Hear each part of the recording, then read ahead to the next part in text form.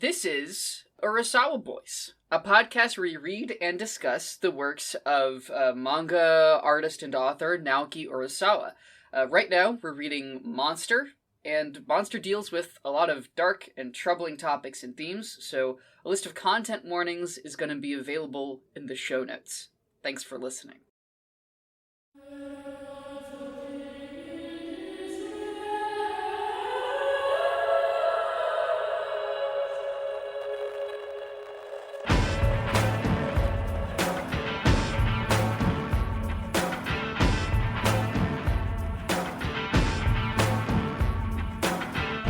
Hi everybody, this is Urasawa Boys.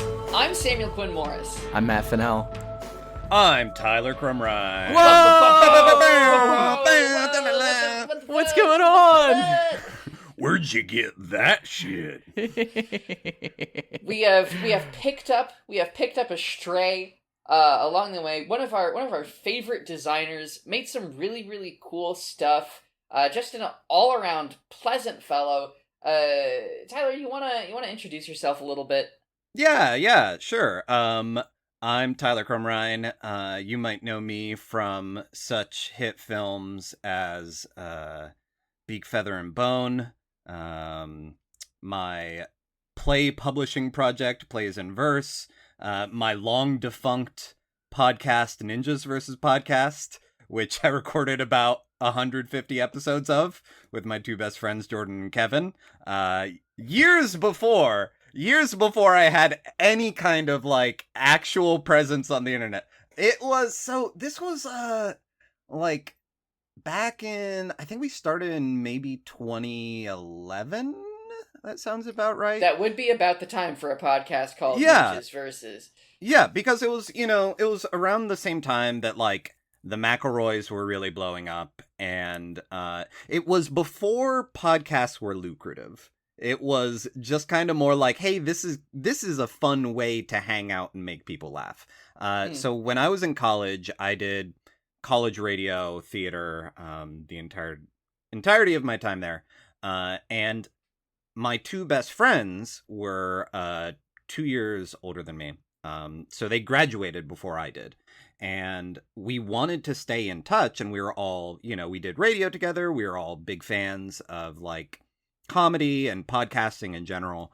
And so we were like, okay, let's just have a standing Zoom call once a week, and we will do it as like a podcast format, but really more than anything, it was just an excuse to stay in touch with each other. And you say Zoom, but it was Skype at the time, I imagine. Yes. Yeah. I was about to say, were you ahead of the game on Zoom as well as Just podcasts? no way. No. Like I remember I had to record in our college's radio studio because there was no actual like safe place on campus to record without like all kinds of sound bleed. I remember when I asked if like I could start using the studio space, the head of the radio program at the college was like, I don't know about these podcasts. I don't know if this is something that's gonna stick. And I was like, well, we have a couple episodes out so far if you want to like listen to one. And they're like, I don't know that anyone's gonna want to listen to an hour of a podcast. Like that seems like you got to get it like down to sub half hour if you really want like people to actually listen to this. Like now, years later, 5-star runtimes, everyone and their cousin 5-star podcast is like the best podcasts are all 3 hours spread over 5 seasons. But the Ninjas vs. Podcast thing was like that. I don't even know if people would be familiar with like the ninjas versus pirates debate. That was we are. It was the pinnacle of online culture. Exactly. I mean, it was very right in the middle. Newgrounds core, very like epic bacon bro debate Totally. type stuff. It's gonna make you feel a bit old, Tyler. But for me, that's my exact like middle school. Like that's like 7th, 8th grade. And I associate that whole aesthetic so strongly with that time of my life that I'm allergic to it at this point.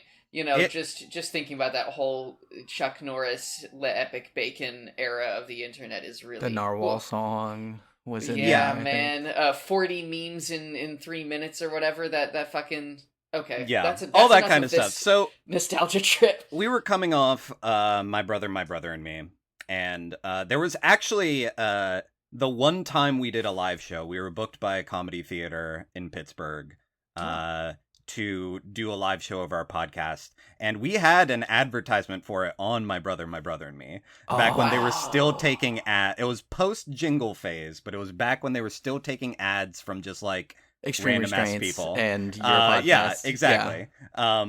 So but we were very much like, okay, a podcast needs to have like a listener element, like very much the Yahoo Answers, like people sending in questions type things.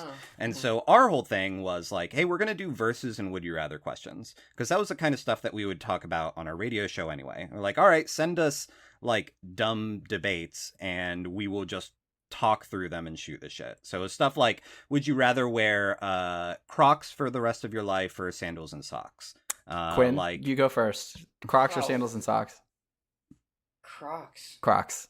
Oh, Tyler? yeah, Crocs. Crocs. Yeah. It's like walking yeah. on clouds. I am so vindicated that Crocs are making a comeback. I've been a Croc adopter since they are day around. one. In New York, there's a ton of those some bitches. People love Crocs around here. It's fascinating. They're wonderful. I mean, you said you were here before podcasts were lucrative. I think we've gone podcasts were lucrative and now they are not anymore. Like we've cycled on so many things. On like Crocs, podcasts. Epic Bacon's gonna come back next. Yeah. Yeah, like, forget sure. a Patreon. I would have been selling giblets. You know, the little the little buttons you put in your Crocs. So we recorded a bunch of episodes and we were pretty consistent about it. And then there was one like string of a couple weeks that we just couldn't record something. And we started to get emails from people saying like, where's the podcast episode? Because mostly we were just like generating our own questions, getting the occasional questions from like friends, and more random people started sending us questions. And then people were like, hey, like, what's the deal with your release schedule? And so we were like, oh, well, now we have to actually stick to it. So we made like relatable more than 100 episodes. It was great. The best thing to come out of it, though, by far, and I'll stop talking about my weird. No, you're podcast our guest. history, Talk. In a minute. But the best thing that came out of this podcast was a friend of mine from college started listening to the podcast while they were in the Peace Corps. And because it was like, oh, this is like a way to, you know, hang out with a friend of mine despite being, you know, across the ocean. And while listening to it, she was like, wow, it's Tyler's funny and, you know, it's nice, but like his co-host Jordan, like, he's got some dulcet tones. And I really like tend to agree with his opinions in all of these debates and things like that. And so she developed a crush on him online. They started like messaging back and forth. Eventually, when she came back to the US, they met up. They started going on dates, got engaged. They are now married in a very happy relationship. And it was after that, like the last episode in our feed is like an episode that we recorded before his wedding. That's so great. Of like, hey, well, this is as good a reason as any to end a podcast where the first 100 episodes were a lot of us moaning and groaning about how single we were.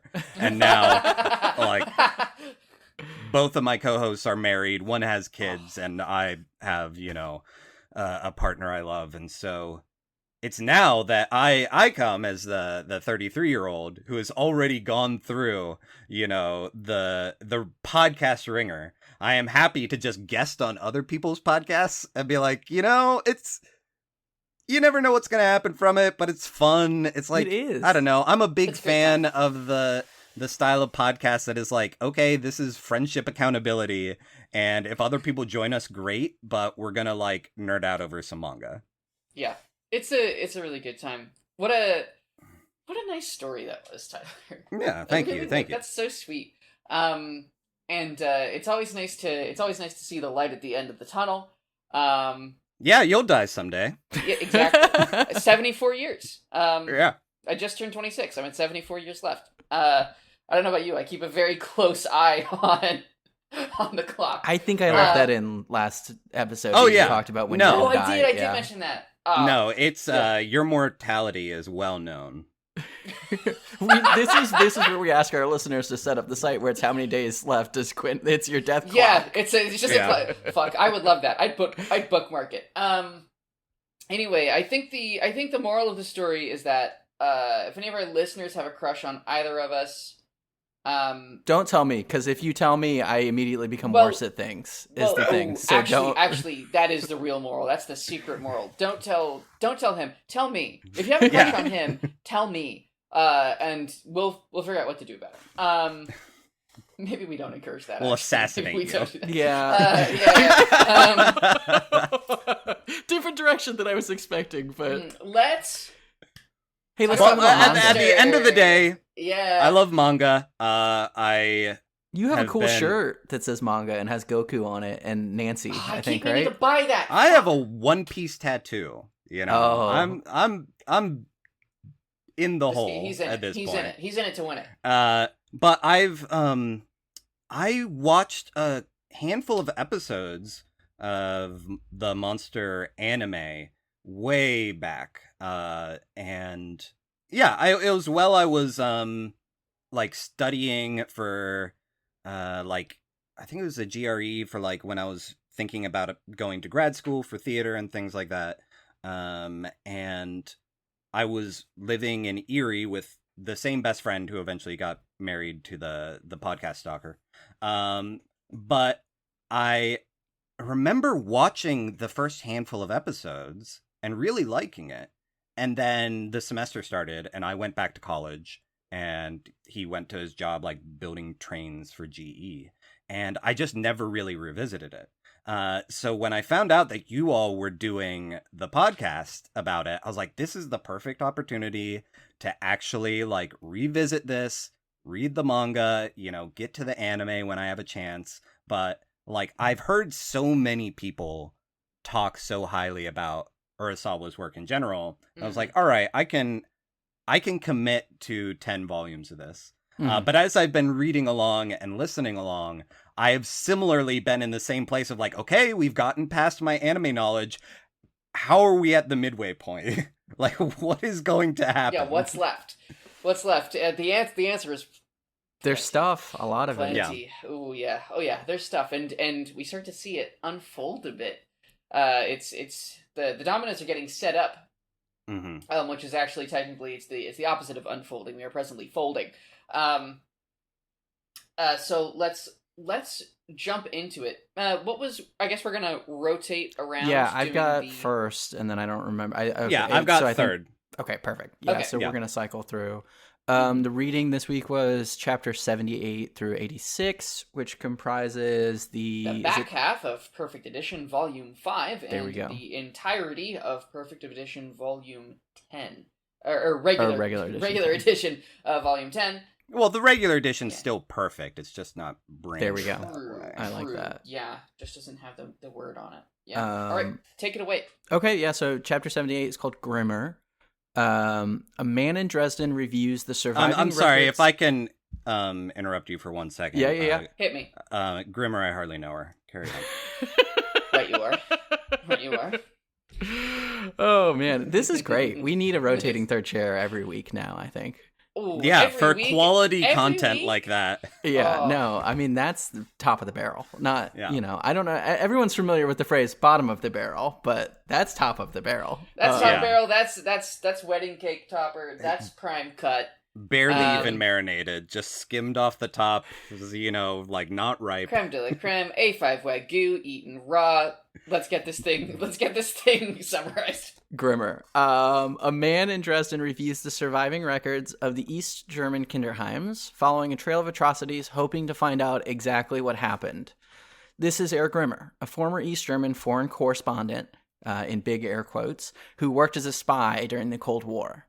Grimmer's on his way to Prague, and we see him happily and selflessly perform a few good deeds on the way, sharing his shoes with a young boy who's been bullied, giving money to a man in the train station who's pretty obviously running a scam, and then making polite small talk with a Japanese man who's also on the way to Prague.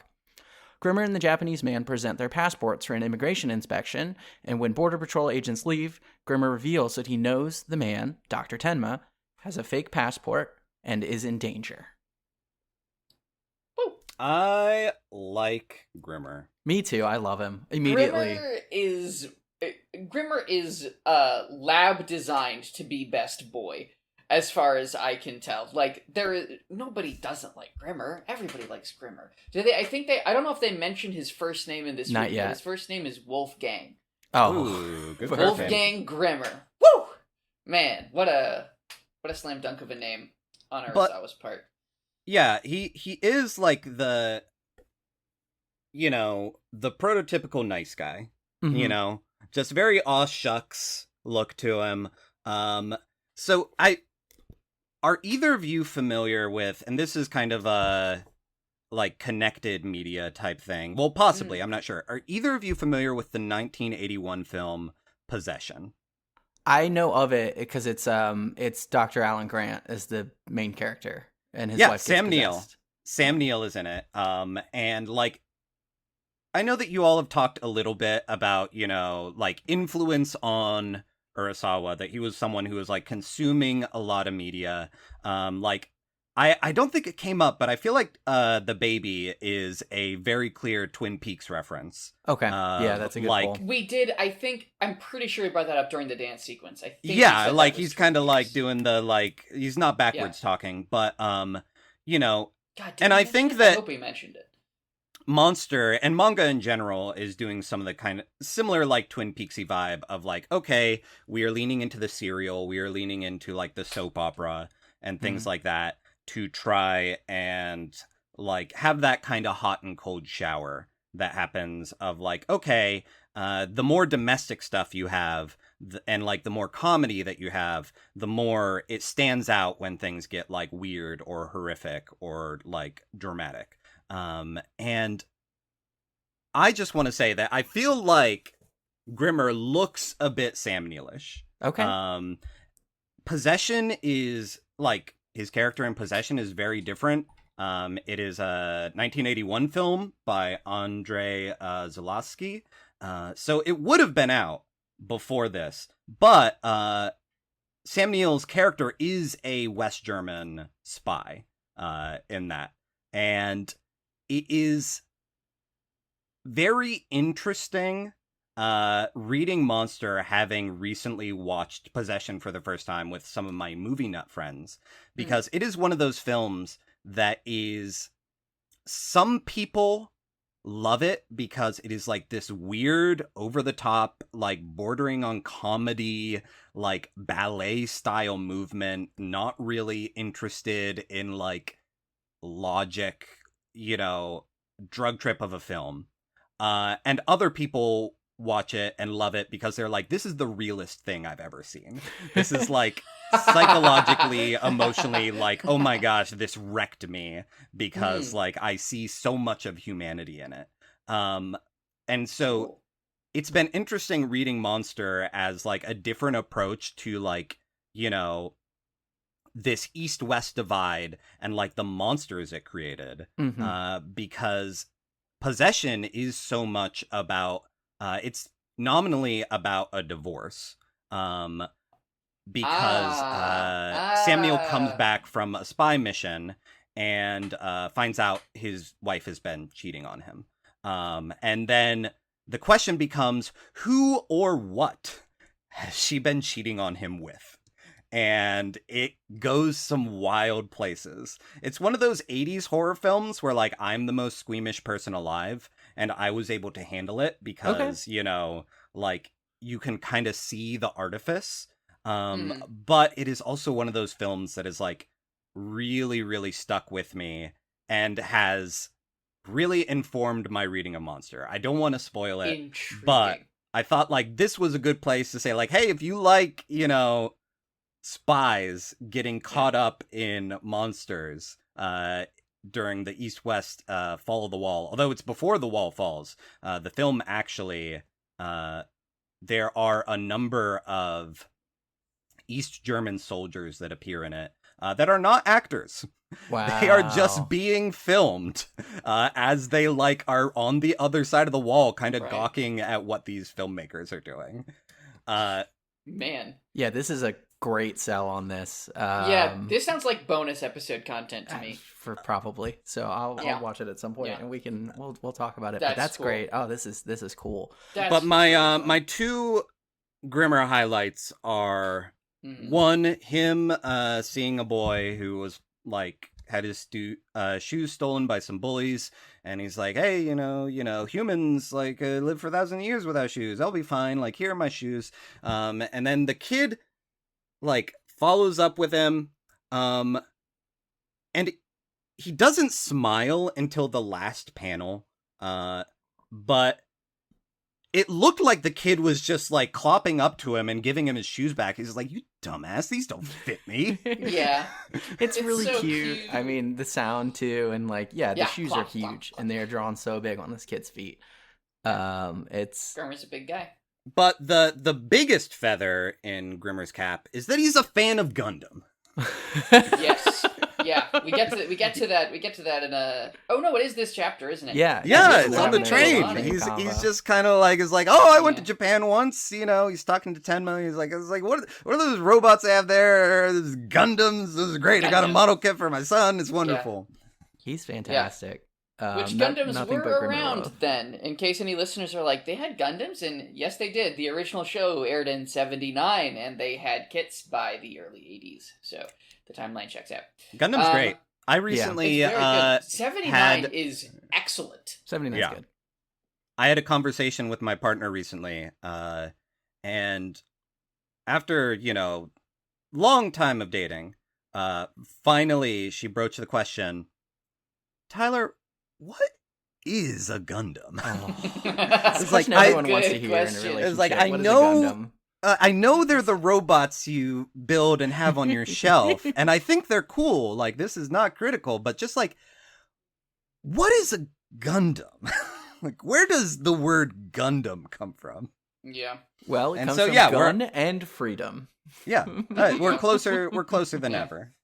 I got to explain the "Wow, cool robot" meme. Wonderful. Perfect. It's a good meme. It's a good podcast too. Do you want to hear if anybody here wants to hear somebody do what we're doing for the Gundam anime? Wow, Cool Robot is my personal pick. I'm a great Gundam Project person, but Wow, Cool Robot is also very good. So Grimmer's just a really fun character, and I love this chapter of just getting to know him, getting to be a fan of him, getting to.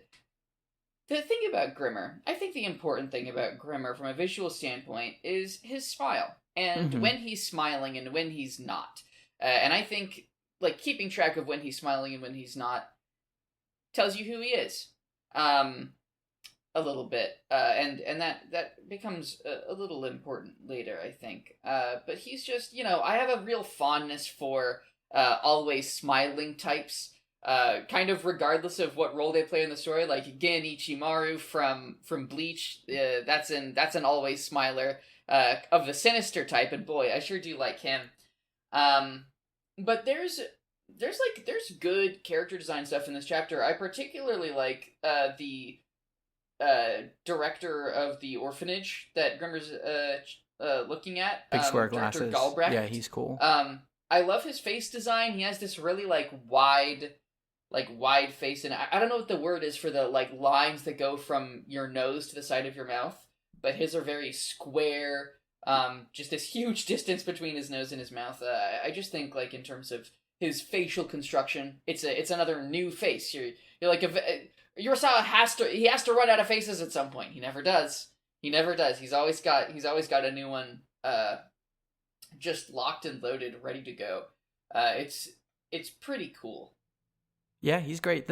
So my favorite Grimmer bits are, first, I really like the way he's introduced. He's got the Catholic saint lighting behind him in the panel where we see his face, right? Also, just I think his name is a fun joke, right? Where it's okay, this guy's name is Grimmer, and he is the happiest person we've met in this story so far. So that's good. But I really like after he hangs out with that kid and the shoes. When he's in the train station, this dude comes up to him and runs a whole like, hey, you know, I've lost my wallet. I'm going to see my sister. She's sick. Do you have any money? And he just kind of, I was really struck by how bought in he appears to be to this whole thing, right? Like doesn't question it at all, just completely goes along with it, gives the guy money. And then when a bystander like gives him shit for it and is like, that dude just, you know, robbed you, he kind of acts like incredulous to this other guy, right? Like, what are you talking about? What do you mean? You know, yeah, I'm gullible, blah, blah, blah. And it's like, it's fun to imagine that this is just like a nice dude who is, it's almost like a bit that he's doing, right? Where like he's pretending to be shocked by this. I don't know. And, you know, just kind of bumbling around. And like, obviously later on we see that this is, I think, kind of his whole thing, right? As he acts like he's this big, naive, kind of softy guy, and he's able to use that to his advantage. But it's a great character introduction. We already talked about the conversation they have about Gundam. He sings a song at one point, and if you go on YouTube and find that song, all of the comments are like, I'm here after reading chapter 78 of Monster. So it's good. But I feel like also we're deep enough in the manga now that I know, at least when, as much as I liked him upon introduction, there's also this like sense of skepticism that you have. It's like, all right, are they going to pull the rug out from under us again? Like, is this someone who's just another in the long line of people who are very good at putting up an act? You know, whether it is Johan, whether it's like any of his followers, but like you see these acts of kindness and you're like, okay, you know, is he being scammed here? You know, is he actually gullible? But if he knows better, you know, and is like just giving this dude money because he had the audacity to ask, like, what is his purpose? Like, is that true altruism that he is like being generous for the sake of being generous? Or is he like setting up some larger scheme, you know? Yeah. Also, speaking of like, it's the middle of the manga and skepticism, I think there's another kind of skepticism somebody could reasonably have, which is more characters. But of course, this is an Urasawa manga, and there's always more characters. If you ever think you're done with new characters with this guy's work, you're absolutely wrong. And I think it's also cool, like, and when I said mid-season finale, I mean, like, I think how this chapter starts and how this reading goes is really proof of that read on the last reading, because this is very clearly like the start of something new. This is a new character, it's a new character, and he comes in with a goal and an arc, right? Other characters, it might take a little bit longer to understand their goal. It might be like, I'm not sure exactly what this guy's doing here yet, and then you find out later. But with him, within the first few pages, we're like, okay, here's what he's doing. We know that his goal is aligned with the goals that our team already has, right? He's working at parallel purposes with Tenma. So we already know that even if we don't trust him all the way, we can identify with his arc, and we know he's going to Prague. So like we have an idea of how he fits into this, which there's a lot of other characters where that question is it's a much bigger question mark. But with Grimmer, Urasawa just pops it right in there, and he's like, don't worry too much. Here's how he fits, and he doesn't keep us in suspense. And that helps the flow of the new season happen, right? Because he doesn't have the momentum from previous readings. You know, when we've had new characters introduced, we don't know what they're doing. Urasawa's trusting the momentum he's built up to keep us going through some of that exposition. And we see that later this reading with Suk. Suk or Suk. I think he kind of sucks. Got him. You know, but here Urasawa knows he doesn't have that momentum. He needs to start building it up, and so he gives us he throws us a bone Grimmer and who he is and his motivations, at least on a surface level, and he makes him a very enjoyable person for us to be around, so that we don't have to do any of the heavy lifting ourselves in terms of getting invested in this new arc. Yeah, I mean, the other thing is Tenma's here right away, as opposed to like the Munich chapters, where it was a big deal when Tenma came back, and I think it was the same with. No. It was because we titled that episode "Tenma's Return," right? Because it was like we were waiting for him for a while, and it's here. This one ends with, all right, they're linked up together right away. So I think that confirms kind of what you're saying, what you're positing here. We don't see a lot of Tenma in this reading, but what we do see, is very interesting, and I'm excited to talk about that next chapter. Let's get into it. Yeah, train hijinks. Have anything else on 78? That was it for me for 78. I think maybe the last thing to highlight is when Grimmer says, "Gundam, I bought a model kit for my son. He loved it." Tenma asks, "Where's your son now?" "Ah, well, he died." Yeah. And then they just sit there for a second. The Gundam killed him. War is a war. And I think that is the way that gets just like dropped and it hangs there. Because there's the silent frame where you just have train noises, which is fun. It's really it's an interesting moment, I guess, because it is like, well, what do you say to that? And it also gives us, it gives the readers like, okay, maybe this has something to do with all of Grimmer's motivations or whatever. So we can hit 79. Chapter 79. Picnic. Grimmer strategically holds up the cops so that Tenma can get off the train. After Tenma makes his escape, Grimmer catches up with them. They climb a little mountain pillar thing, and they have a little picnic on top. And talk a little bit about life. And Tenma talks a little bit about shooting Roberto. Grimmer points Tenma to a safe place to cross the border into the Czech Republic, and lets Tenma know that no matter what we've done, we still have to do what we have to do.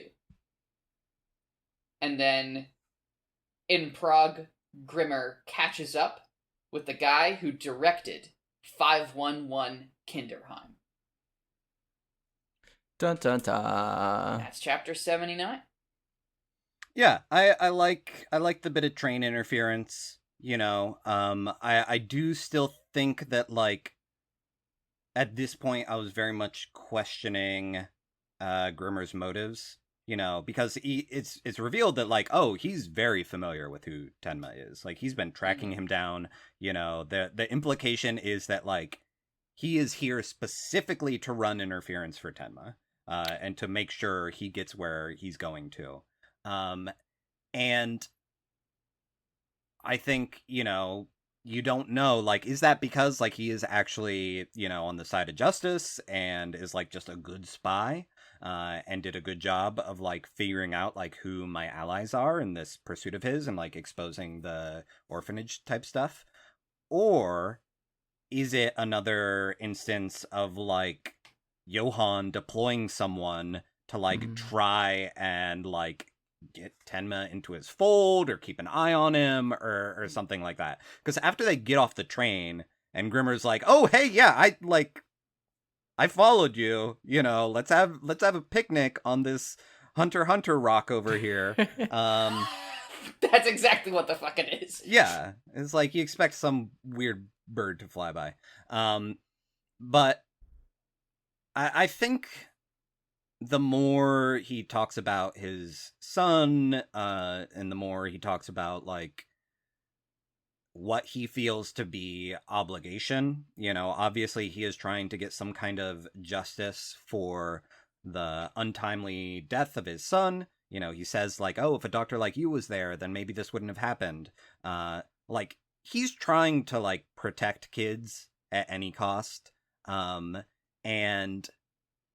it is kind of weirdly at odds with Tenma's like, well, protecting kids is well and good, but like I did that too hard once, and now I gotta roll that back.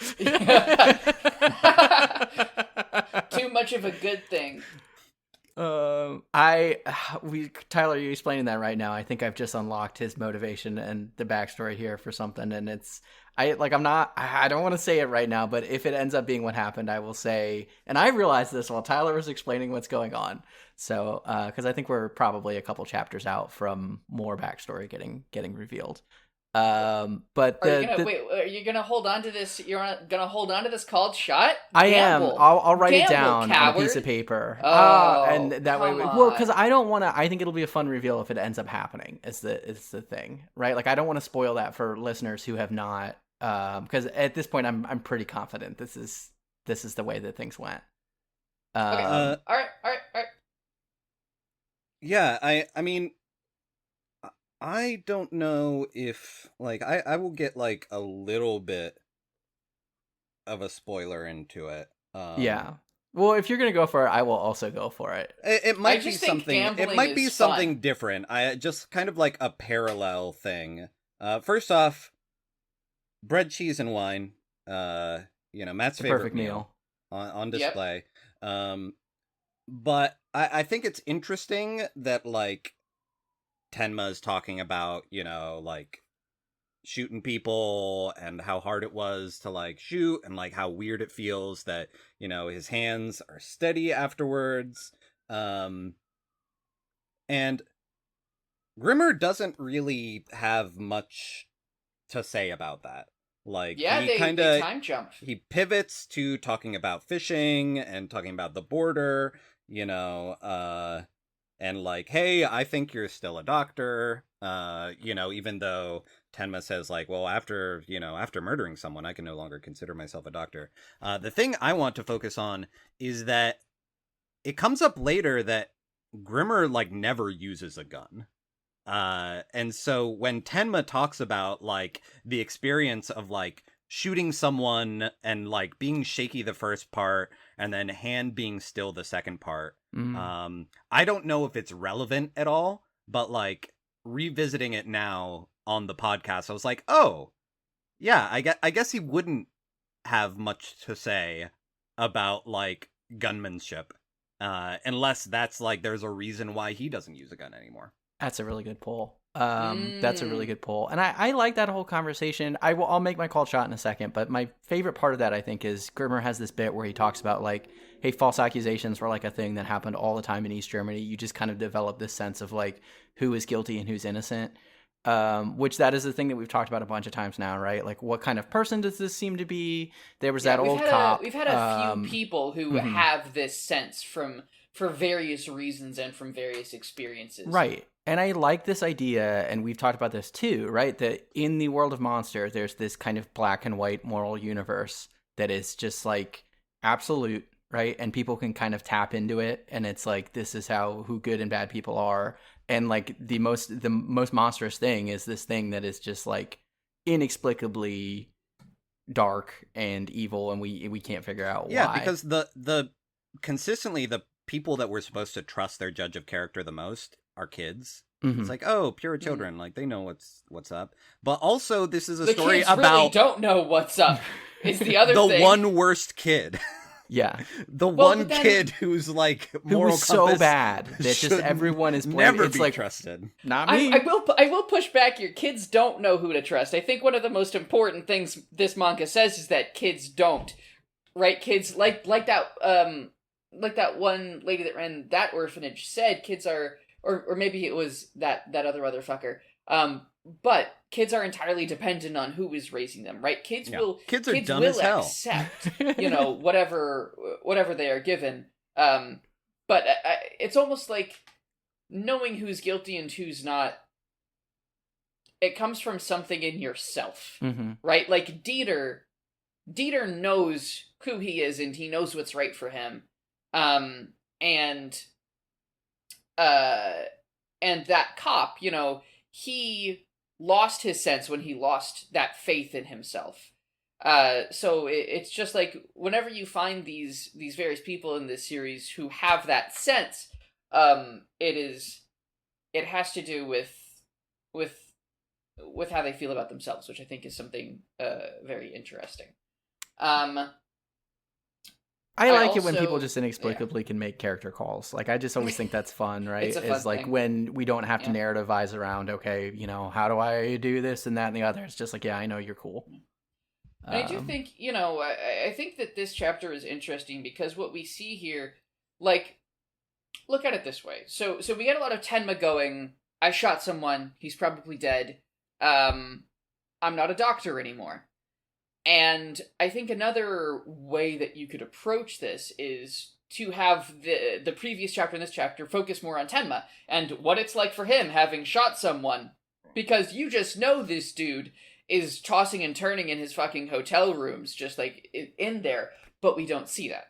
We see his character development from the outside. We're from Grimmer's viewpoint this chapter, and we don't see what Tenma's thinking. We only know what he says. You know, we see him being quite sullen and not speaking very much, and you know how we see the emotion in his face when he says that he's not a doctor anymore. Those couple of times, you know, and I think seeing him from the outside, being forced away from our viewpoint on him, especially after how close our viewpoint was in last reading, right? Scaredy Cat Tenma, we were with Tenma in a way that we really hadn't been, and now we're further away from him than we've ever been too.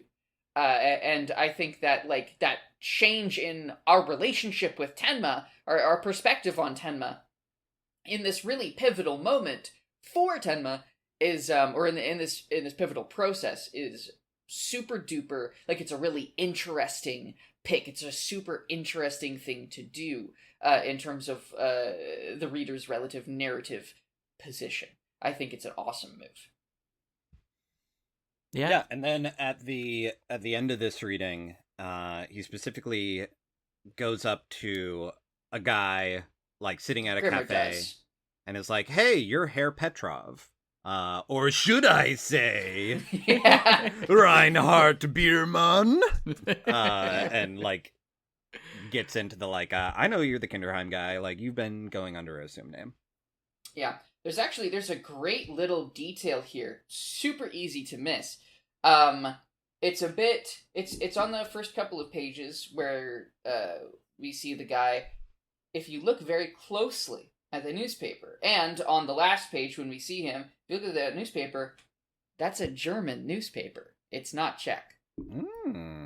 Which is just a beautiful, beautiful touch. You know, because it didn't have to be any language at all. But Urasawa was like, I can have fun with this, you know? Yeah.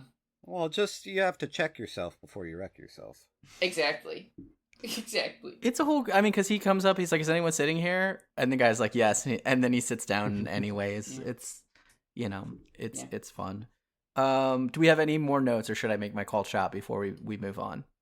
I just like it that Grimmer is talking about the fish he caught, and it's the same panel a couple of times. He's like, trout this big. You can really catch trout this big. It's good stuff. I do think that is him signing his death warrant in the way that any of these nice schmaltzy moments are. At some point, he's going to die before he can catch another trout that is this big. But I think he's investigating this, and he makes a big deal about being freelance for a while, right? We know that his son died. We know that these orphanages that the East German state run, it was like they put children of political prisoners or dissidents or people like that in these.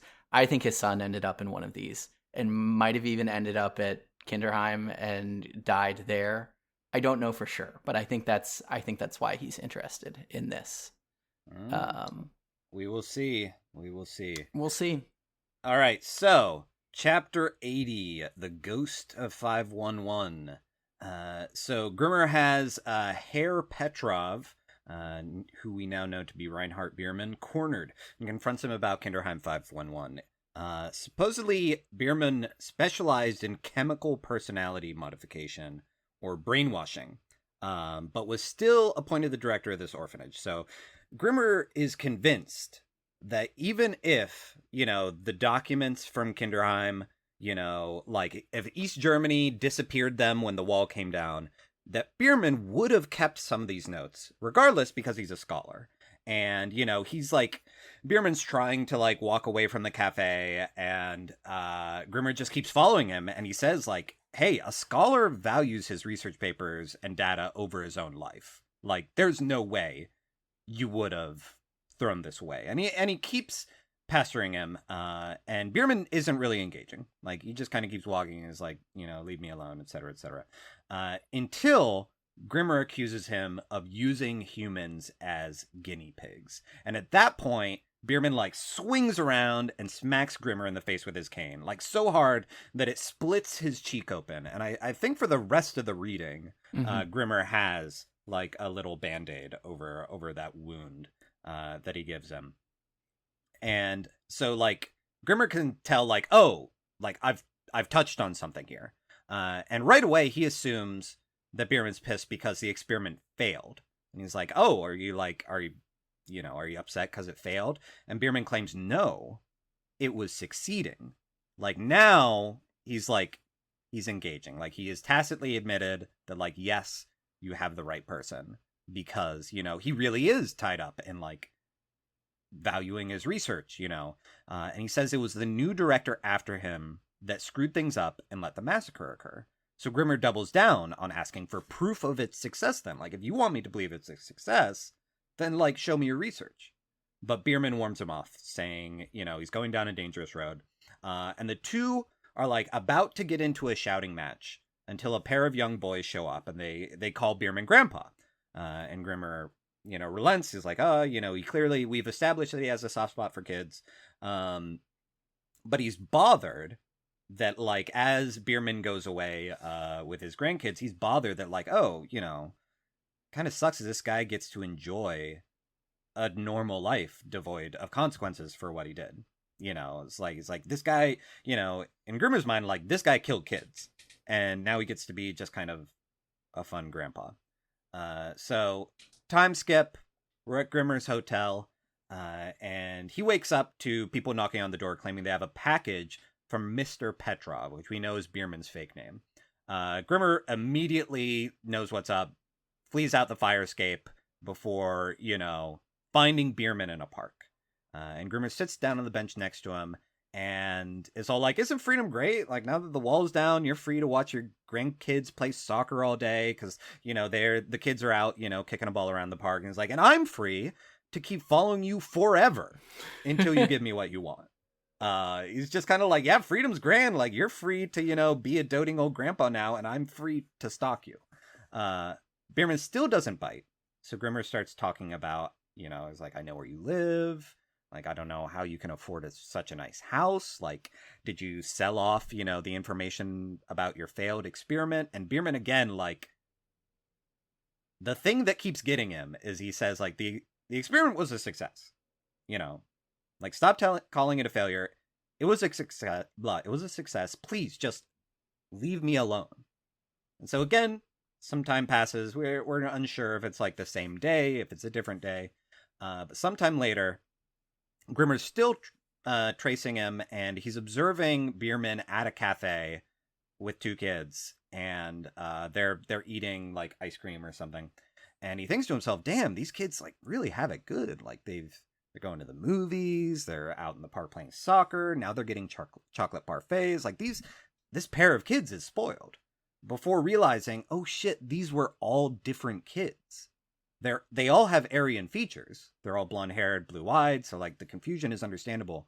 But what he thought was the same pair was 6 distinct children that he has seen over this course of time. And we have this nice like panel flashback where you see like, oh yeah, there are like slight differences in haircuts, slight differences between these children.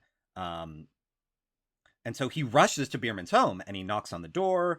Like, a kid opens it and he's like, hey, I'm a nice guy, let me in. And he gets inside and he finds that there are like a dozen more kids here. And they are all boys the same age as the Kinderheim children. Like, all of them except for like a few brown-haired children are the same like Aryan features. And the chapter started on like a cool full color spread of like the class photo from Kinderheim. And like it ends on this like nice big panel of these kids, again, like kind of just like assembled, you know, looking into the camera of the panel. And he falls to his knees stunned, and like just barely gets out the words, he's doing it again. He's repeating the same experiment. And you can tell that like he's very bothered by this. He does not think that it is a good thing that this this fake grandpa has a bunch of kids in his house. Yeah, it's fantastic. It's so scary. Like it's stomach dropping. Like like you said, the reveal when it's the 6 different panels, like that's great. Because if you're just kind of reading, yeah, you'd miss it the same way, and then it's just like, nope, it was here the whole time. It's very good. It's a good, you know, we're talking, we've talked about like the different modes of an Urasawa manga, and this is a really good example of an investigative mode that doesn't drag. It's got a good clip. Like, you're still learning stuff and you're investigating things, you're digging into something, and you really feel like you're getting something new each page. You're like, what's going on with this? What's going on with this? You know. It also helps that you have the shot in the arm of people trying to kill Grimmer. Which again, like when front. he flees down the fire escape, like he smiles and waves back at the window. Yeah, like he is a pro. He is not letting bother him. He was kind of expecting it. We think he's like, oh, you got your goons, you know, on me. Are these the same people that like helped you assume a false identity? Like he knows that there's more than meets the eye here, but he is making it clear, like, you can send as many people after me as you want. You know, This is not going to stop me. Yeah. Do you have any thoughts about the color pages early on? Well, I think Tyler pointed out the spread, the class photo one, and like that's very good. That one's really cool, and I also think like that one I like to highlight. A, because the layout's good, right? It's this kind of widescreen shot with a bunch of gutter up top and at the bottom. Wolfgang and Bierman are both foregrounded, right? They're not part of the class photo. And that class photo, just another good example. Every time you think Urasawa's out of faces, check that out. It's like a fucking character creator in there.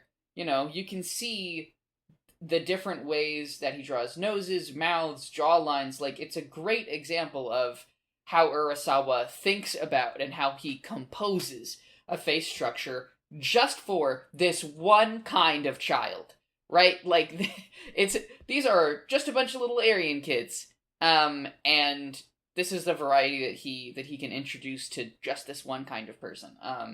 I also, in general, with all the color spreads in the Perfect Edition, I'm not sure like how much of that is, you know, recreating the serialized version, or how much of it is like the limitations of printing. Like I've, you know, so I ran a play publishing press, and I am, you know, more actively running a games, you know, design and publishing tabletop role-playing game company. And so I price a lot of print runs, like, I design a lot of books. Sure. And so each of these color spreads, like, it will start off the first couple pages full color. You know, we've got like purples and blues and greens and things like that. And then a couple pages in, it transitions to more like muted brown tones. Like, it's browns and reds and grays.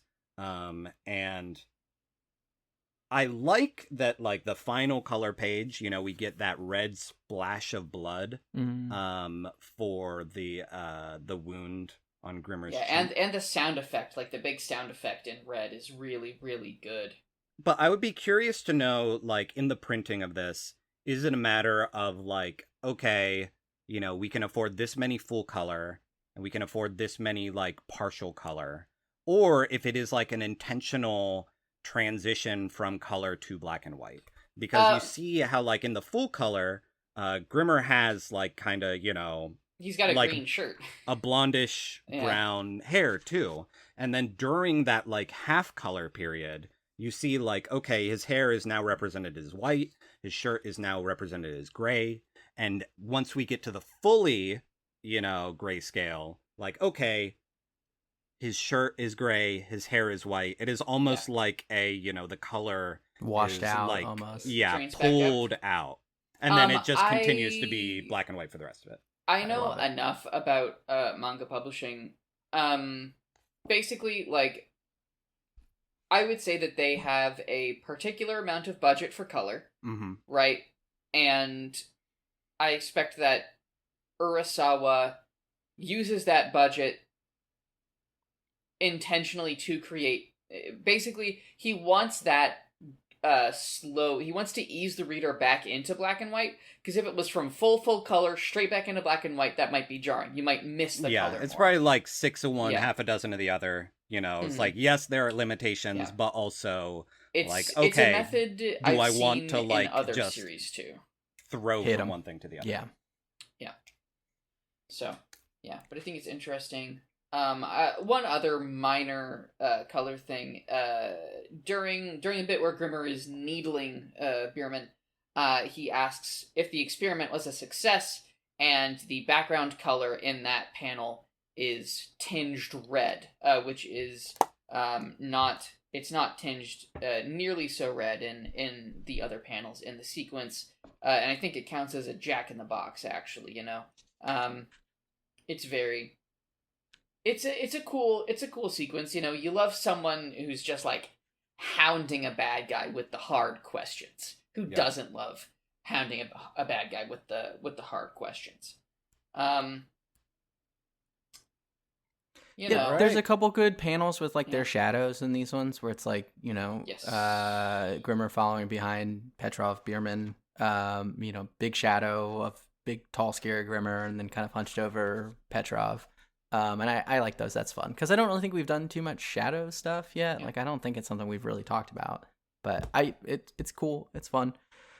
The mention of chemical personality modification, I love to use the phrase cheap heat, and this is one of the ones we border on it. There's a run of Batman comics, and it happens in the first Dark Knight movie too, where it's like, Joker toxin or scarecrow gas or something. Like, that is always something that just makes me, like, it's one of my least favorite. It just makes me feel bad, right? Because it's like these people, it is you are preying on innocent people in a way that maybe they can't even understand or recognize, right? So it's like, that is why Grimmer is hounding this guy as much as he is, right? Because of these terrible things that he did. And I think you mentioned, Quinn, in the earlier chapters, when is he smiling, when is he not? The first time that we really see him frown is when he's like Bierman is left and he's reflecting on, it is unfair that this guy is able to live out his life in peace with his grandchildren after the horrible things that he did. So it's good. It works, I think, especially because of where it goes. Yeah, I'll keep reading it. There's some interesting political, just a little bit of political commentary here when Grimmer catches back up with Bierman at the park. Oh wait, it's at this park. I've been to this park. Ha! You have? That's a real park? Yeah, it's a real park. It's overlooking most of the city. Like I said, I've been to Prague that one time, and I went to this park. It was very nice. I ran down a hill too fast and fell down, and I can only imagine that the friends of my Czech host thought I was being a real American at the time. Just seems like kind of an American thing to do, to run down a hill too fast and fall down. Who doesn't love falling down a hill?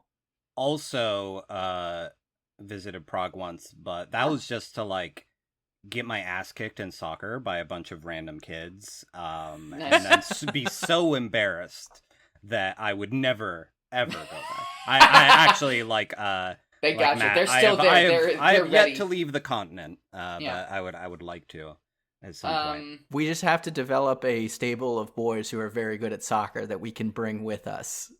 It's an experiment. Happy Pride Month, everybody. We just have to develop a stable of boys. Yeah. Grimmer talks about how, like, when I was a newspaper journalist in East Germany, a life like this was beyond my wildest dreams. I'm a freelance journalist. Under the socialist regime, that was unthinkable. Isn't freedom wonderful? Which is, boy, it's a real 90s way to put it. But here is the important thing.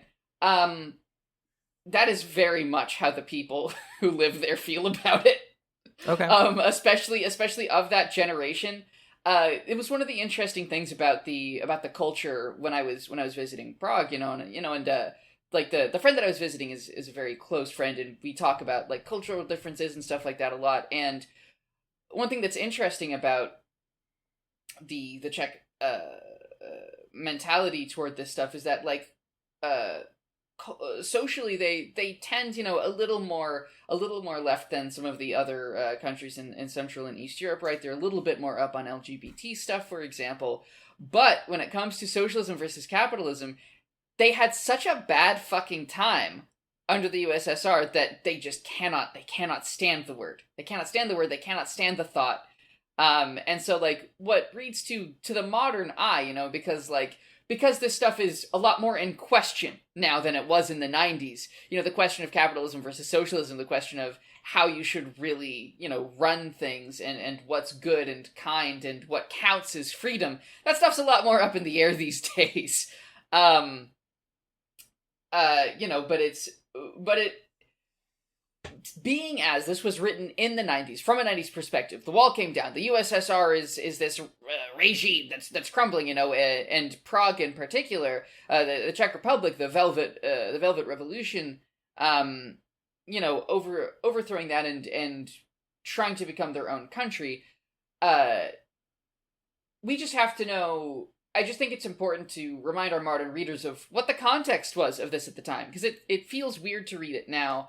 As a young leftist sort, totally. But the context of things back then was very, very different, and it's and I think in order for us to understand the politics of what this manga is doing and how the politics are slotting into everything else, we just have to remember to stand where we have to remember to be standing in the 90s and to be looking at it from the 90s. Yeah. Thank you for calling that out, because I did, when we were reading it, I was like, oh, this is the way that, like, my dad and all of my older relatives talk about socialism. It's right? a real NATO-ass kind of...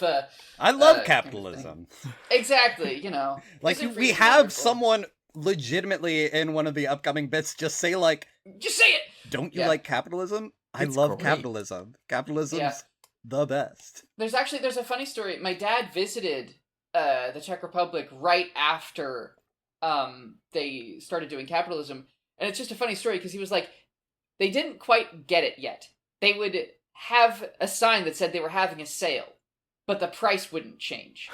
They knew they were supposed to be having a sale, but they didn't know what to do with the concept. Yes, we are having a sale. We are selling things. Exactly. But it's just, it's such an interesting and complicated time and place that, we would need to do a lot of research to really have a handle on. And we also don't know how much research Urasawa did on it. So, it's super interesting. And, maybe this will inspire me to watch some documentaries or something. And I've always actually had kind of an interest in the Czech Republic. And one of the reasons I like Monsters so much is this focus on what I think is a really interesting culture and country and history within Central Europe. Yeah. Tyler, do you have any other big notes on this chapter? Nope. I'm my affection for Grimmer is only growing. Same. Totally. I think the only other note that I have is, like, on those scenes where Grimmer enters the apartment, he sees all the kids, some great visual details. The little drawings the kids have done. There's a bunch of stickers on a cabinet nearby. You can see, like, the kids, like, a couple of them are playing, like, they have a little, like, soccer play set. Another one's, like, reading a book about animals. It's got a little picture of a frog in it, just all of these things, all of these details that could have been elided, right? Details that could have been expressed but not shown. Urasawa drew them, he made choices for them, And I think that really, with the stuff that comes in next chapter, I think that says something. I think it's intended to set up what kind of a place this is. Yeah, this is a great call from your part, because like when I look at that spread initially, and I think it's, like you said, with the reveal it gets reframed, but the thing I'm seeing is the looks on the faces, right? Which I think are supposed to, they kind of fall into that genre of scary looking kid, right? Yeah, it's definitely a bit creepy. And that's where Grimmer is, right? Like he's doing it again. He's messing up these kids. But yeah, like you said, even from here, if you stop and look for a moment, you can see like, well, that's not quite what's going on. So it's cool. I like it. Okay. Chapter 81, A New Experiment. Bierman/Petrov arrives to find Grimmer with the boys and explains that he rescued them from a red light district at the German border when the wall fell. Grimmer asks Petrov why he's repeating the experiment, and Petrov scoffs, explaining that the 511 experiment was a success and there's no need to repeat it. He elaborates, telling Grimmer that 511 was an education program to develop superlative subjects, and Grimmer's understanding of the atrocities that happened there is wrong. Everything fell apart when darkness, hatred, and nihilism took over, all because of a boy who showed up at 511. Grimmer rebuffs Petrov and says that his research has shown that things went wrong because the boys at 511 were unable to love. Grimmer threatens to turn Petrov over to the police, which prompts Petrov to offer his research notes, which he has kept, as a trade. Grimmer says that he needs a moment to think and takes the boys to the park to play soccer. He decides to turn Petrov in and explains to the boys that they'll be free, and is shocked when they don't seem to want this, and all appear to be genuinely happy living with Petrov. The group returns to Petrov's house, passing a beautiful woman on the street, and are shocked to find Petrov and his housekeeper have been shot dead. Petrov gives Grimmer a key and instructions on how to find his notes, which include a taped interview with the boy who brought darkness to 511. As he dies, he reveals that these boys were an experiment to develop boys who would not be overcome by darkness, and the missing variable the first time was love. As Petrov dies, Grimmer sadly remarks that this isn't a revolutionary new experiment, it's just the way that everyone knows children should be raised. That last bit was probably my favorite part. It's him great. Just saying, like, oh yeah, you should love kids if you want to, like, you should give them a good childhood. Yeah. But it's also like, I don't know.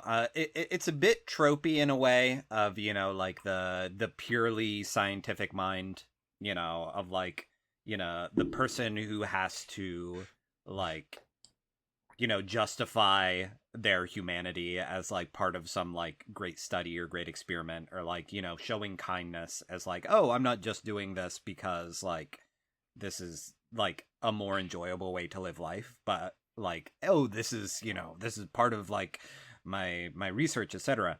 But it is also like, I don't know, there's something moving about someone who, for all, appearances, or as we're like led to believe in the manga, like had a change of heart, like was confronted by an atrocity that they were complicit in and tried to rectify it in some way. So like almost going back to, Grimmer saying to Tenma, like, hey, we all have like our, like the things that we need to do. Like, I don't know, there's something nice about him making it his mission to be like, hey, I'm going to make sure that like, I raise the least traumatized kids ever and then get shot in front of them. It's really, well, it is interesting, right? Because he says that the experiment was a success, except that the kids at 501 Kinderheim were they were vulnerable to the elements that Johann introduced. Yeah. Right? And it's I think this matches up very, very closely with the stuff that we were talking about in previous episodes about loneliness, isolation. These are the things that make a person kill, and these are the things that make a person vulnerable to the desire to kill, maybe, or to justifications for killing, right? and then what makes someone strong, what makes someone protected. Introducing, like, saying nihilism specifically, I think is super important here, because it's about valuing life, valuing your life, valuing existence. So what makes you value existence? Love. What is love? Connecting with people. It's a great encapsulation and a further iteration on the themes that we've been exploring. There's also the, like, that idea of like judges of character and things like that. And beyond, the typical, like, innocence of children, etc. Like, these are children that when Grimmer goes to them and says, like, hey, you can, like, get out of the house, or like, or like, hey, here's my plan for you, they say no. Like, they are, we don't know too much about the Kinderheim experiment, but, like, clearly those children were, like, able to be influenced, and maybe that was part of the experiment, to, like, not only generate these, like, these Ubermensch, but also, like, have them, be influential, or able to be influenced, rather. That, like, whatever, like, superiors, whoever is, like, carrying on the experiment, that they will follow orders, the perfect soldier, perhaps. So to have these kids that, through the second experiment, they're being raised in a way where not only are they, like, good judges of character, supposedly, but also, like, they are able to make their own choices. They have the freedom to choose, like, who they want to live with, what they want to do, etc. That we can assume these other children did not have. Yeah. Yeah. Yeah, that's a good point. When they're challenged, like when Grimmer offers them, a different life, none of them are scared. They're not threatened by it in any way. They're not scared of adults. They have no reason to be. They've been raised with love. Yeah. I think and there's still, like, the specter of, like, okay, how much of this is Stockholm syndrome, etc. But it seems like, I don't know, he materially improved their lives in a lot of ways. And I mean, what was the stated goal of this experiment? Again, I guess for this, I'm jumping forward a little bit, right? But the goal is, hey, we want children who won't be overcome by darkness, right? Yeah. And Tyler, you made the joke, like, yeah, he's raised the least traumatized kids, and then their grandpa is killed in front of them. But, like, in the following chapters, we see they're pretty much able to take this in stride. I mean, like, they're sad, but they are not overcome with darkness, right? They're able to keep going. Yeah.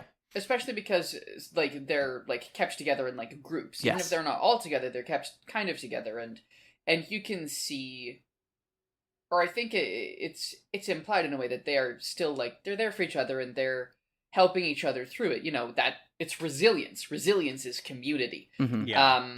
To seize on that that, like, also, like, it sadly mirrors things that we still have to deal with today. Of, like, these are children that, like, we mostly see them outside of their home. We mostly see them in the community, like, enjoying everything that life has to offer. Like, they're going to movies, they're getting food, all these different kinds of things. Like, these are not, like, isolated children. I feel like part of why they're able to be resilient and actually move through the world is because they have lived in the world. And, like, how many,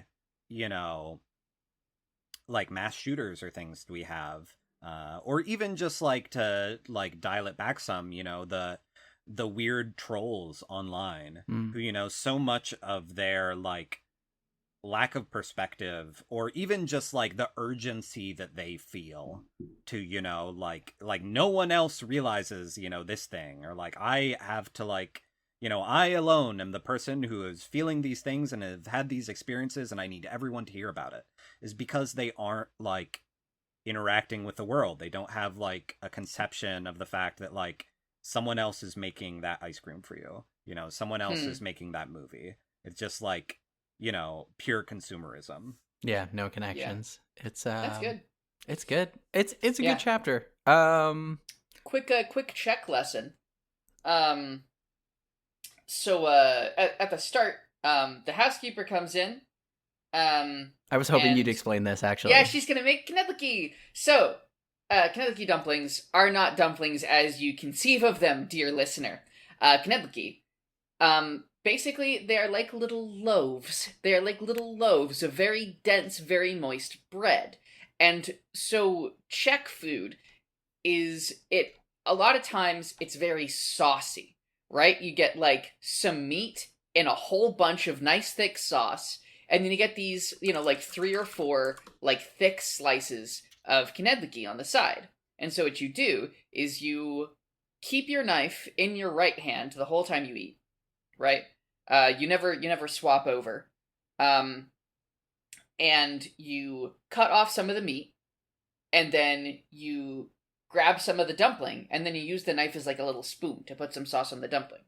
And that is how you eat a lot of Czech foods. Suppers in particular have these very heavy, thick sauces, and the knedlíky are sauce vehicles. Not a lot of flavor on their own, but maybe like a slight yeastiness to them.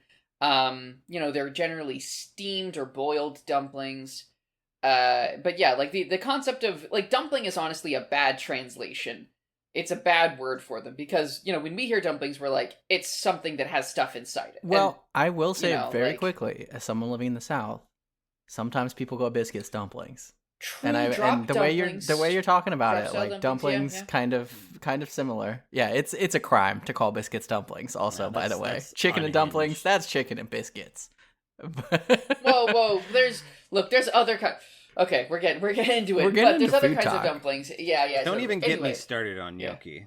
Oh man. Yeah. Anyway, knedlíky, very very tasty. And very Czech. Quite identifiably like this is a very Czech food. I would I'm very also like hungry to now. draw attention to the fact that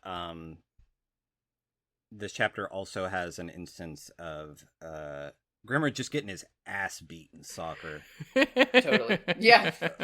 Like he can't keep up with these kids. Like he has like one of his like moments of like, oh, I'm thinking about things and implications, and they just straight up like kick a ball at his head. He falls on his butt and they call him a dork. And they just like laugh at him. And there's a moment of like, oh, are these kids malicious? Yes, I love this actually. I made a note too. Like, are they picking on him? And then you kind of realize like, no, they're just kids being kids. Like he can tell, like he watches their faces and he's like, oh, they're all like genuinely happy. It's a really good way for him to have this revelation, I think, right? And it's like for the reader as well. For me, it was like, just like you said, these aren't demon kids. These are just children playing soccer with a gangly tall dude. It is funny how scared of children this manga. Like you're scared of the kids. Like a kid shows up and you go like, oh, well, that's the like, Stephen King of it all too. Yes, like there is a certain brand of horror that like, taught people that like, yeah, kids are scary, and part of that is because they are so like unknowable. They're so vulnerable too. Yeah, and there's it's what I said about like the chemical stuff, right? It's like you have no way of knowing how you are going to mess this thing up, and that is terrifying for you as an adult. Mm-hmm. There's also something interesting here, which like in the phrasing, Johann wasn't part of the experiment, right? Like they were saying, they weren't even trying to make someone like Johann. But it's just important to remember that what Johann did, like Kindergarten 511 was horrible, monstrous, no matter what. But Johann came in and outdid them at their own game. Right? Yeah. Like, whatever Johann is even worse than military programming. Yeah, I love that we keep getting fuel added to the fire, that he is something so supernaturally monstrous from a deeper and darker wherever. The word they use is overtook. He overtook the whole thing. Terrifying. I think one other thing that we want to make explicit in this chapter is also that like the beautiful woman appears to be Nina. Yeah, and I hate that. This makes me very anxious because like, as, it is as very our listeners Nina know, coded. Like we just see hair and like some shoulders, but it is like we've really kind of had the Nina profile like drilled into our brains at this point in the manga, and we don't see the face, but like the implication is pretty clear. Like it could be a fake out, but it is Like, as a reader, I think that's what we're led to believe. As someone who has a crush on Nina Fortner, as our listeners know, I am hoping that this is a fake out. Because look, you kill people when you gotta in this manga is the way that it goes, but also I hope that she did not murder this man and his housekeeper. Yeah. We'll see. As someone who knows if this is a fake out or not, I legally cannot say there anything. You go. Good. Which also makes this a very good reading for Tyler to be here for, because Tyler can you're actually outnumbered. have a conversation about this. You know? I also do not know. I mean, I'll have some thoughts. Yeah, we have some thoughts later. We'll see a stuff bit more in the coming chapters, but there's some good Nina stuff. Are we ready for chapter 82 then? I think so. I think maybe one last thing. Like, I just love, we said it's a bit tropey, this guy, approaching regular things as a scientist, but I think it's really interesting. I love how he calls love a totally new discovery. And like Tyler said, Grimmer says, that's normal. And the guy says, no, it was just an experiment. And just like, what crazy last words. It's, yeah, for your last words to be, fuck these kids. Yeah, or not even that. Like, to me, it just, it is such a strong way to characterize Bierman and what he actually cared about. Evil is in what you do. And it's, characters like these are always interesting to me. The ones that are like they actually have no allegiance to any moral way of seeing the world. This guy just wanted to figure out how children worked and is such a sociopath. Like, this was the only way he knew how to do it. There's something really interesting about it to me. It kind of reminds me, I was thinking about this not too long ago, just randomly, like, when I was in 3rd or 4th grade, like, one of the thought experiments that I just remember having during class one time was like, hey, if you just put a bunch of people, like, if you took a bunch of babies and put them somewhere, how would language work or something like that, right? And you always read those stories about, like, back in ancient times they tried doing this, and, like, obviously, of course, it went wrong for all these different reasons, because, like, that's a horrible thing to actually do, right? But it feels like it's in that same vein of, like, this dude is just doing these weird thought experiments. Yeah. Yeah, totally. What if I give a child a toy? Hypothesis. They'll have fun. Yeah. Chapter 82. Key. Grimmer meets with Detective Zeman of the Prague Police Department, who recounts Bierman's history, gives us a bit of a lowdown on a couple of things, drops some exposition our way, asks Grimmer if he saw a young woman near the scene, asks Grimmer if he had any information, if Bierman maybe said something. Grimmer says no. As a few of the kids are being sent off to an orphanage, Grimmer says hi to them, gives them a little pep talk, hands something to one of the leaders of the kids. Grimmer gets into a taxi with a couple of guys who speak Czech. They're not going where Grimmer wants to go, though. They go out to an abandoned factory, and they beat him up.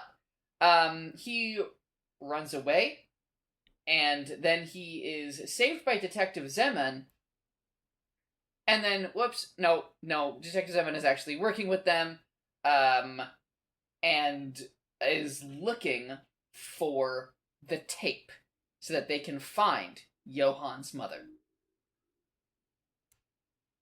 That's what's up. Bam, bam, bam. I don't have a lot of notes on this chapter. Yeah, I mean, it is, just like a kind of classic complication of things, like, okay, now the police are involved, like, here's another faction, who's working with who, are these the folks that were sicked by, the Doctor onto, Grimmer earlier? Like, are they, on Grimmer's side of trying to, track down who did this? All these different kinds of things. But I think it is, like, another instance of Monster being like, all right, when the cops get involved, like, it is very rare that intentions are pure. Like, we have seen a number of crooked cops at this point. So it isn't too much of a surprise when the detective is actually like, yeah, I was asking those questions because I was trying to pump you for information. Or like, he very quickly drops the act of, being like actually there to rescue him, because it's very much one of those things is like, oh, I scared off the guys. Are you sure? Like, they must want information from you. What could they want? What could they possibly want really from good. you? Yeah. And Grimmer's he's like, I don't know. This is crazy. And he's like, okay, well, I'm dropping the act. Tell us now or we're going to torture you. Like, hey, guys, come out from behind the wall. He's literally just like, They're just waiting around the corner. Pay no attention to the man behind the curtain. Yeah. It's good. I made a note that, and we kind of started talking about this a little bit earlier, but I made a note that we really have started to get heavy into, like, political espionage, dissidents, terrorist groups. It's like very heavily leaning on kind of the paranoia of, okay, when you have all of these regime changes, like, what does that look like for the police, for the state, for the people who live there, stuff like that. And that kind of, I think, defines the next couple chapters, is like that mood. We're really still in hangs thriller over it. Mode. Yeah. We're super in thriller mode now. Some very good, like, action panels in this one too. Like, you got the, like, sound effects as Grimmer, like, runs across the like the catwalks, like the scaffolding, like that. Yeah, it's like a lot of nervous tanging of people approaching, some cool reveals and things like that. Yeah. The imagery of him clipping his nails is also good. Yeah, I was just about to mention that the nail clipping becomes very relevant. Yeah. That, like, we open on this detective who is, like, very much, like, he does, like, the little, like, anime, like, oh, oopsie, touching my forehead, like, bump my head on the table. Like, he's saying he's, as he's talking to Grimmer, there's, like, the entire time he's like, hey, do you mind if I clip my nails? He is, he's like, oh, my wife likes me to keep my nails clipped. So you know what's going on. Did you? Because, like, obviously I did. I was immediately. Oh, yeah. Nice. Because growing up, when I was a kid, getting my nails clipped was, like, my least favorite thing. It's like before I was old enough to clip my nails myself, having my parents clip my nails, I hated. Right? Because it's the thing that he says, right? Like, you got to cut it down to the quick. Right? Like, and there's always that fear, like, you're going to cut too close. It's going to hurt. It's very sensitive. Like, so that is like an immediate, that's like, oh, this is not good. It's not fun. Yeah. And like his last panel, like he whips out the fingernail clippers again. He's like, hey, like he's waving in his face. He's like, we're gonna talk to you, mister. It's good. Yeah, it's a fun chapter. And the kids are like, they are getting parceled out to various orphanages, and that's sad. So there's too. like they're being kept in, like, groups of 3, but the understanding is that, like, if there's a dozen of them, they're being sent to at least 4 different orphanages, and, like, these are kids that grew up together. These are their best friends, and so, like, the dour mood is a lot of them kind of coming to terms with the fact of, like, well, I'm saying goodbye to, like, almost like adopted brothers. Yeah. Quinn, do you have notes here? I know you said you don't have a lot, but are there any big things that jump out at you? I mean, like I said, there's a lot of exposition about kind of the political situation, and, like, it's interesting, but I did think it was interesting because I had forgotten, because they talk about, well, Czechoslovakia split into the Czech Republic and Slovakia, and that's another instance of the monster with no name splits and goes two directions, right? It that is. we always kind of, I think it's good to be on the lookout for. Definitely. I know just enough Czech and Google Translate helped me with the rest. There's a whole conversation between the guys speaking Czech in the taxi. They're saying completely normal things. Okay. The guys just ask him, "Where you going?" He says, "Oh yeah, well the bank's on the way to the hotel." And then the other guy gets in, and he actually asks, "Take me to the factory." And then they talk about football. He's like, "Hey, did you catch the game?" And the driver's like, "Oh yeah, but I'm really disappointed." That's wonderful. I like that a lot, actually, better than if they were saying sinister things. Yeah, I think it is pretty funny. I also think,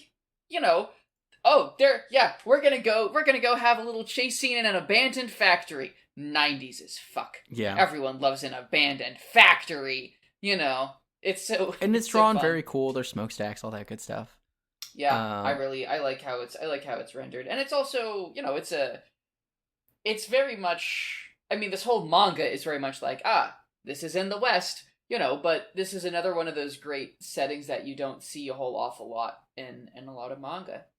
It's just one of those fun things where it's like, here's a guy from Japan kind of taking on these Western tropes and locations, and how does he see them? How does he use them? It's always something that really, really interests me. Yeah. Tyler, I gotta ask, since you're also a first-time reader, did you for a split second think that the driver of this taxi cab was Roberto? I think. God. Yes. No, I did.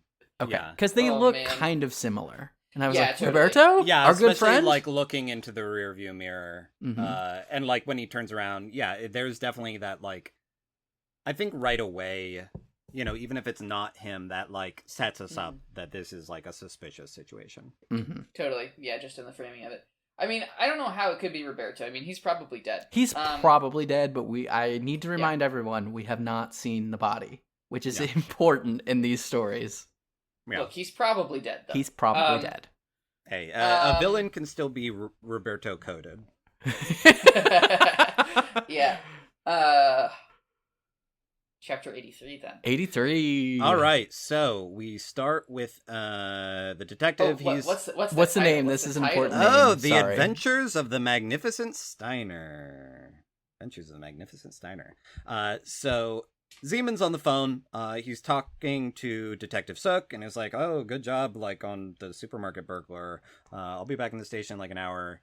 And he heads down a stairwell, and we see him enter into a room where someone is getting like beat to hell. And he says like, "All right, that's enough. Are you ready to talk? Where's the key?"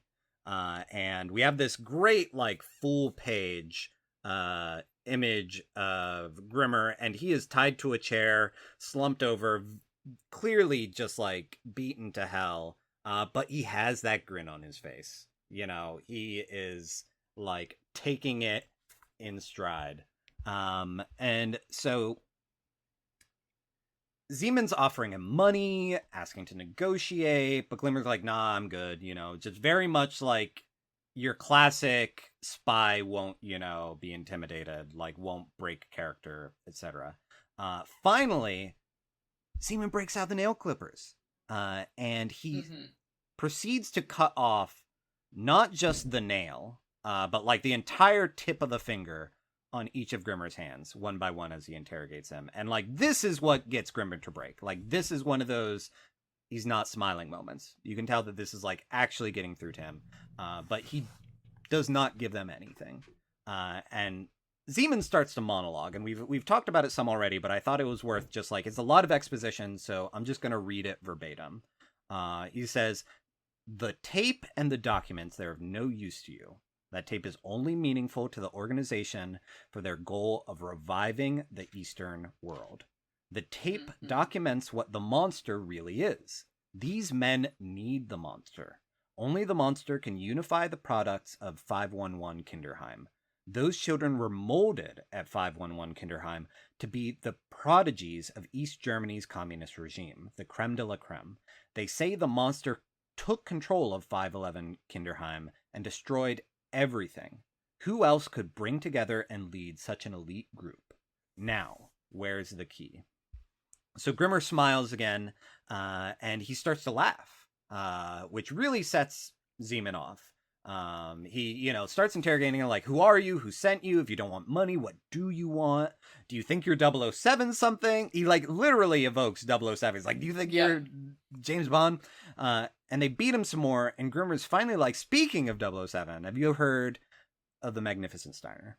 And he goes on to explain there was a West German cartoon in the 60s where the hero was wimpy, but any time he was backed into a corner, a secret friend came to save him. Little did he know, he transformed into the Magnificent Steiner in life or death situations. And so the thugs are like, okay, so is that like what you're going to do? Before, like, beating him within an inch of his life. They're basically saying, like, why would you tell us about this cartoon? Like, are you about to make a comeback? And then they just, like, knock him out. So he's out cold, and they untie and drag him to a faucet to drown him. It is like, a small pool, like a little washing station in this factory. But then a mysterious Nina-shaped figure appears in the doorway and shoots one of the thugs in the head. So next thing we know, there's been a time skip. Grimmer wakes up.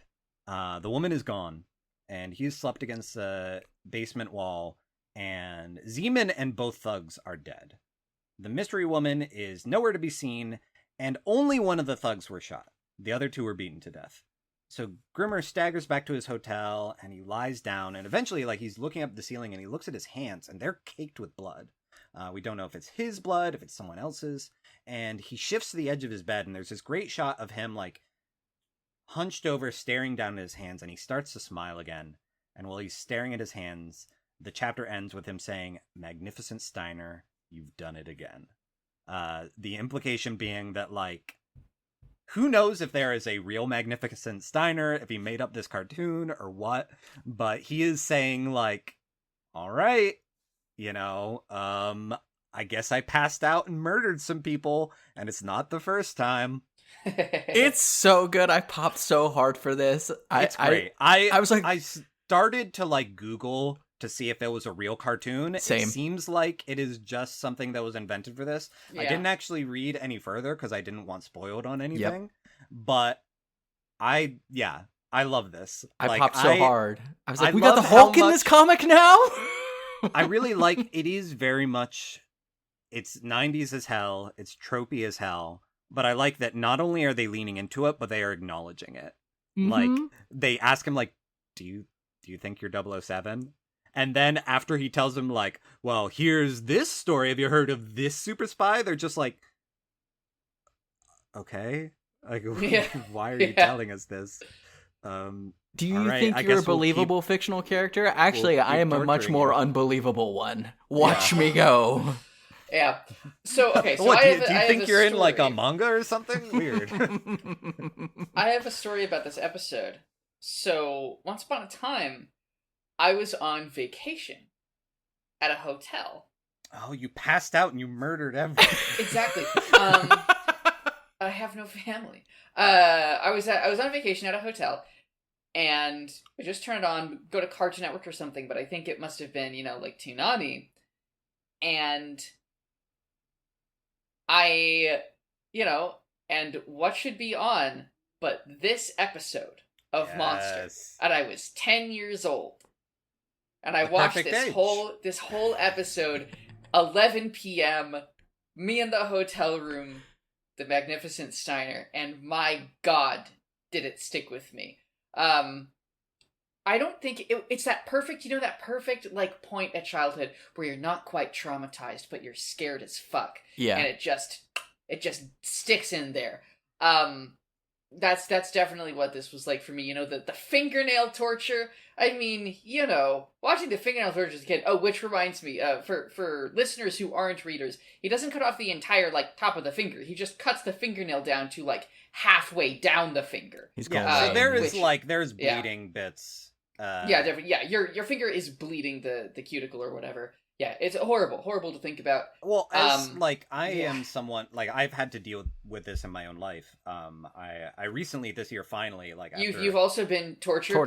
by Czechoslovakian. Well, by myself, really. I just this year finally managed to get an OCD diagnosis, and part of that is that there have been times where I have literally washed my hands so much or fixated on my nails so much that my hands are bloody at the end.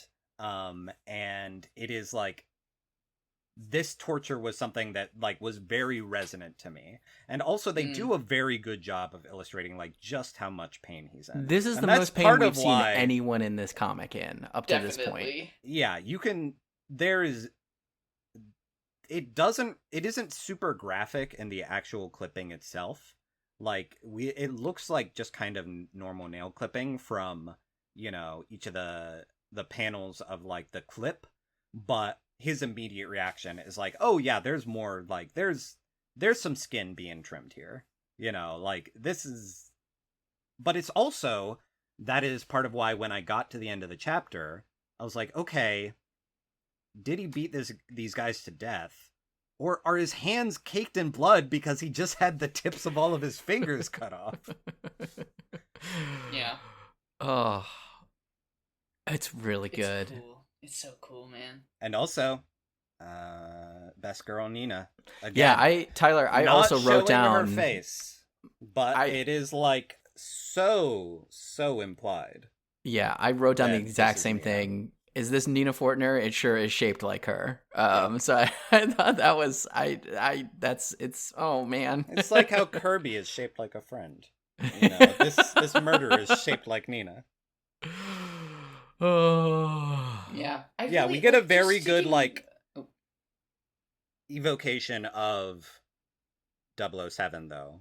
It's a fun pull. The silhouette of this woman is the classic gun pointed directly at the camera 007. I didn't even catch that. That's fantastic. Yeah, and the only other thing worth noting, I think, is that Grimmer knows there is a woman. He caught a glimpse of her. It would be, and I think that is part of why he does not know exactly what happened. I think that if he woke up and he didn't see anyone and everyone was dead, then he would just be oh, I clearly killed all three of them. But because he saw this woman and he never carries a gun, he's okay, I'm at least partially innocent. Yeah, one of them is dead it muddies from things. The bullet wound. Yeah. So she killed one of them, and then someone killed the other two. Probably him. Yeah, and that "You've Done It Again" panel is just, one of my favorite ends of a chapter so far. Totally. I think in this reading, it's definitely my favorite. This chapter, standalone, is one of it's just so cool. It's very well paced. It's super intriguing. The exposition is there. You learn more, but it's not overwhelming. And the mystery of the Magnificent Steiner is so compelling. And also, we do know more about Kinderheim now. So, okay, we know they were making these, Ubermensch, which is very much the, the great man theory of, that resulted in, people like Hitler. It's oh, we need, dictators. We need, these exceptional humans to lead us. And we don't know too much about the experiment other than, okay, Johann was a foreign element. So, maybe these kids were, really hard to control. Maybe they were not having, any success in unifying them or, getting them to be, complacent in the way that they needed them to be okay, well, it's one thing to, raise a talented child, but if they, hyperfixate on basketball, they're not going to make a good, head of the Gestapo. Sure. So, we need to make sure that these kids, also follow directions. And whatever this organization is that, we don't know who they are, if they are even the same people who organized Kinderheim, or if it's like completely some kind of separate thing.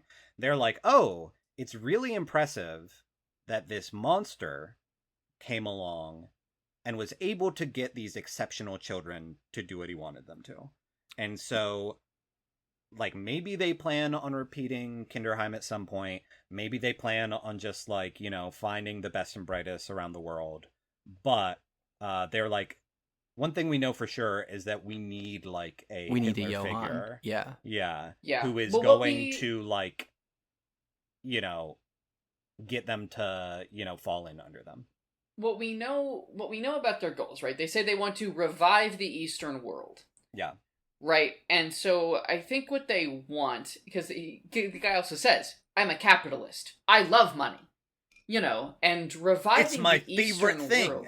Exactly. You know, reviving the Eastern world, again, this is in the 90s. Remember, like, what state the Eastern Europe was in around that time, right? So it seems clear to me, these things combine with each other.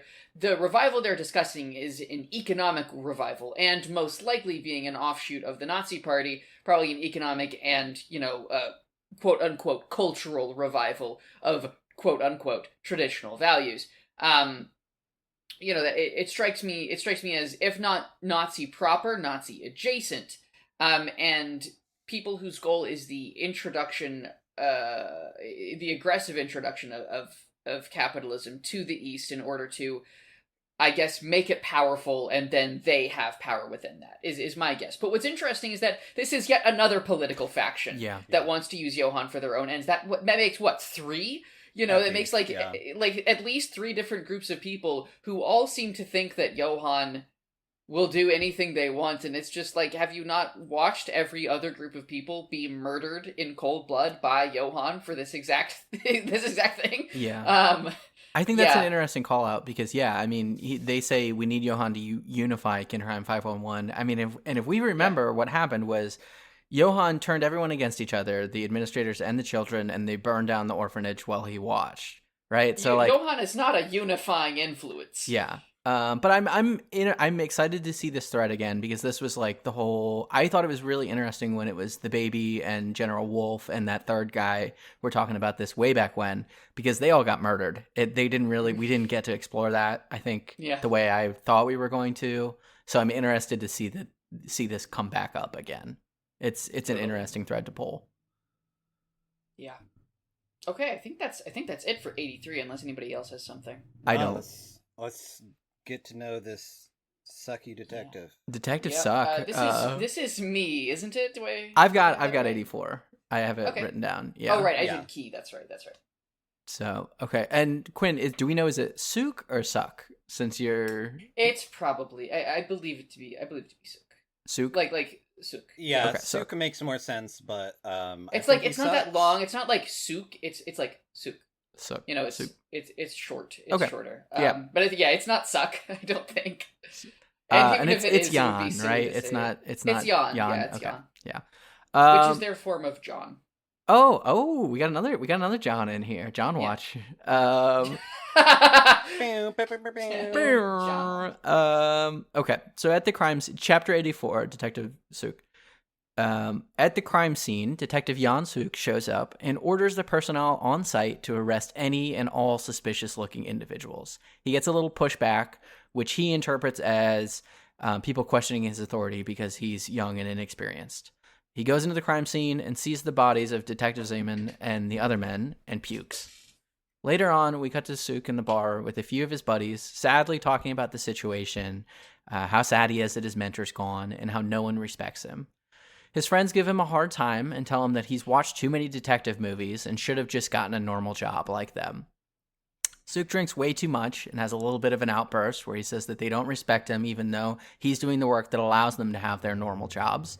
And then he sees a girl at the bar that he recognizes from the grocery store. He tries to hit on her, and we realize that it's Nina Fortner. Things are going very poorly, so his buddies help him. Sook and Nina talk about how sad he is about Zeman dying, and Sook pledges to find whoever it was that killed him and bring him to justice. Sook asks her name, and Nina sadly says she doesn't know what it is, prompting him to guess, before leaving the bar muttering about the Sadok Bridge and the 3 frogs. Sook stumbles through a day of work, learning that witnesses reported a tall, thin man with a duffel bag leaving the scene of the crime. He meets up with Nina again at the bar, and as they talk, he realizes that the suspect is probably Herr Grimmer, who'd been questioned earlier in relation to Petrov's murder, which Zeman had been investigating before he died. Nina leaves while he's having this revelation, and Sook rushes off to find her, going to the Sedok Bridge and finding a bar called the Three Frogs. He stares at the sign in shock as Dr. Tenma walks by. Good stuff. Good stuff. A cab includes Detective Sook. What a fucking clown boy. This is unfortunate because I love Detective Sook. Of course you do. Of course you do. He's Matt.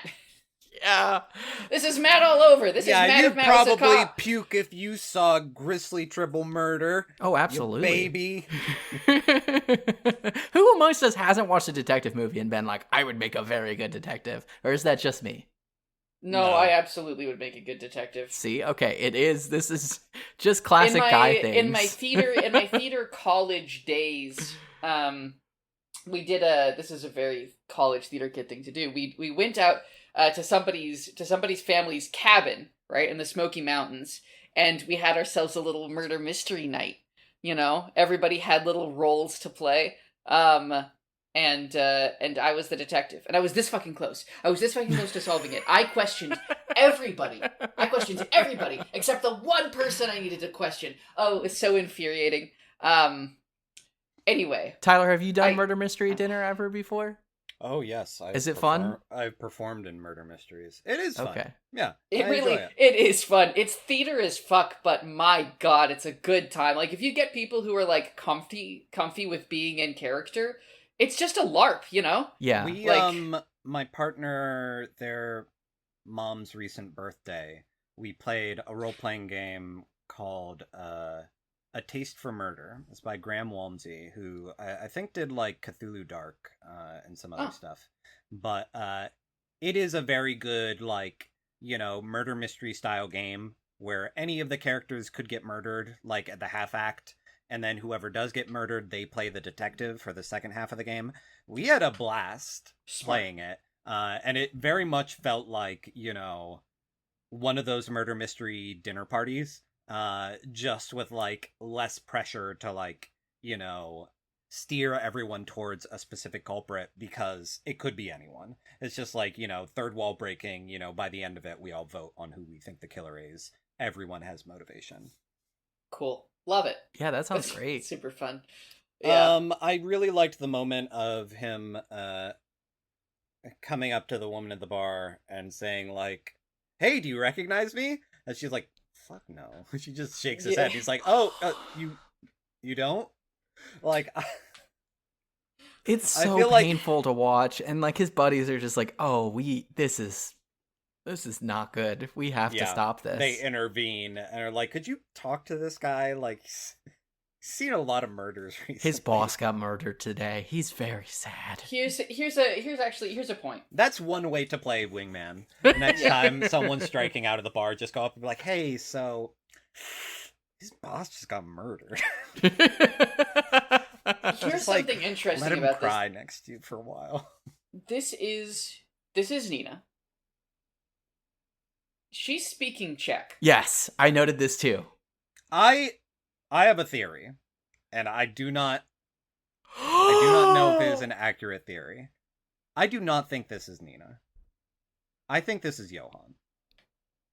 They're twins.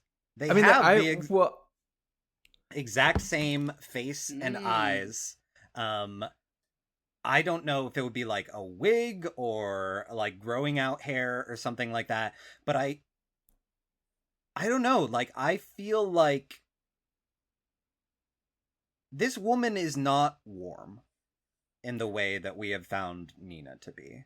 Yeah, like, however, like, she's not being characterized. That, like, yeah, she's very much just kind of like, maybe it's because she's still just kind of, like, numbly moving through the world after, like, you know, the Three Frogs revelation that she had in the last section of chapters.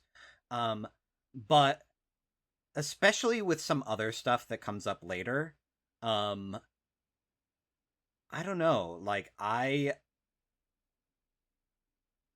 I have been waiting for like the twinness to come up, and I feel like this might be a moment.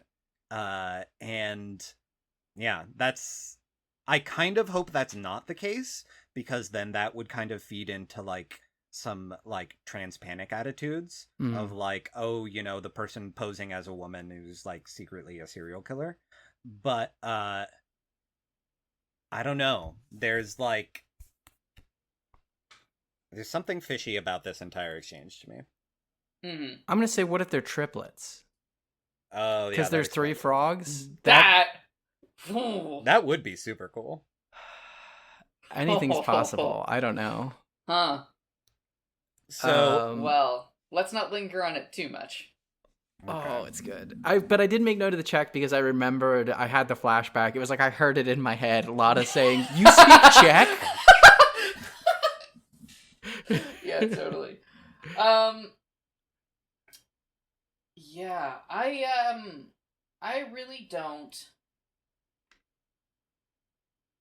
I don't have a lot of notes for this one either. It's just bumbling through life. And we have, like, in Suk being caught up with the case, like, that he is not qualified to be a part of, but he feels like he has a duty to be. It is confirmed that, like, okay, the guys in the car were, you know, members of the former Czech secret police.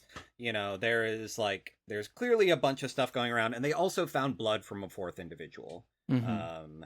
So, like, there's a reason why he's, like, you know, starting to fixate on Grimmer as, like, okay, like, this is how I prove that, like, you know, I am a worthwhile detective here, that, like, this is how I honor my mentor's memory, is by, like, putting all this on my shoulders. Yeah.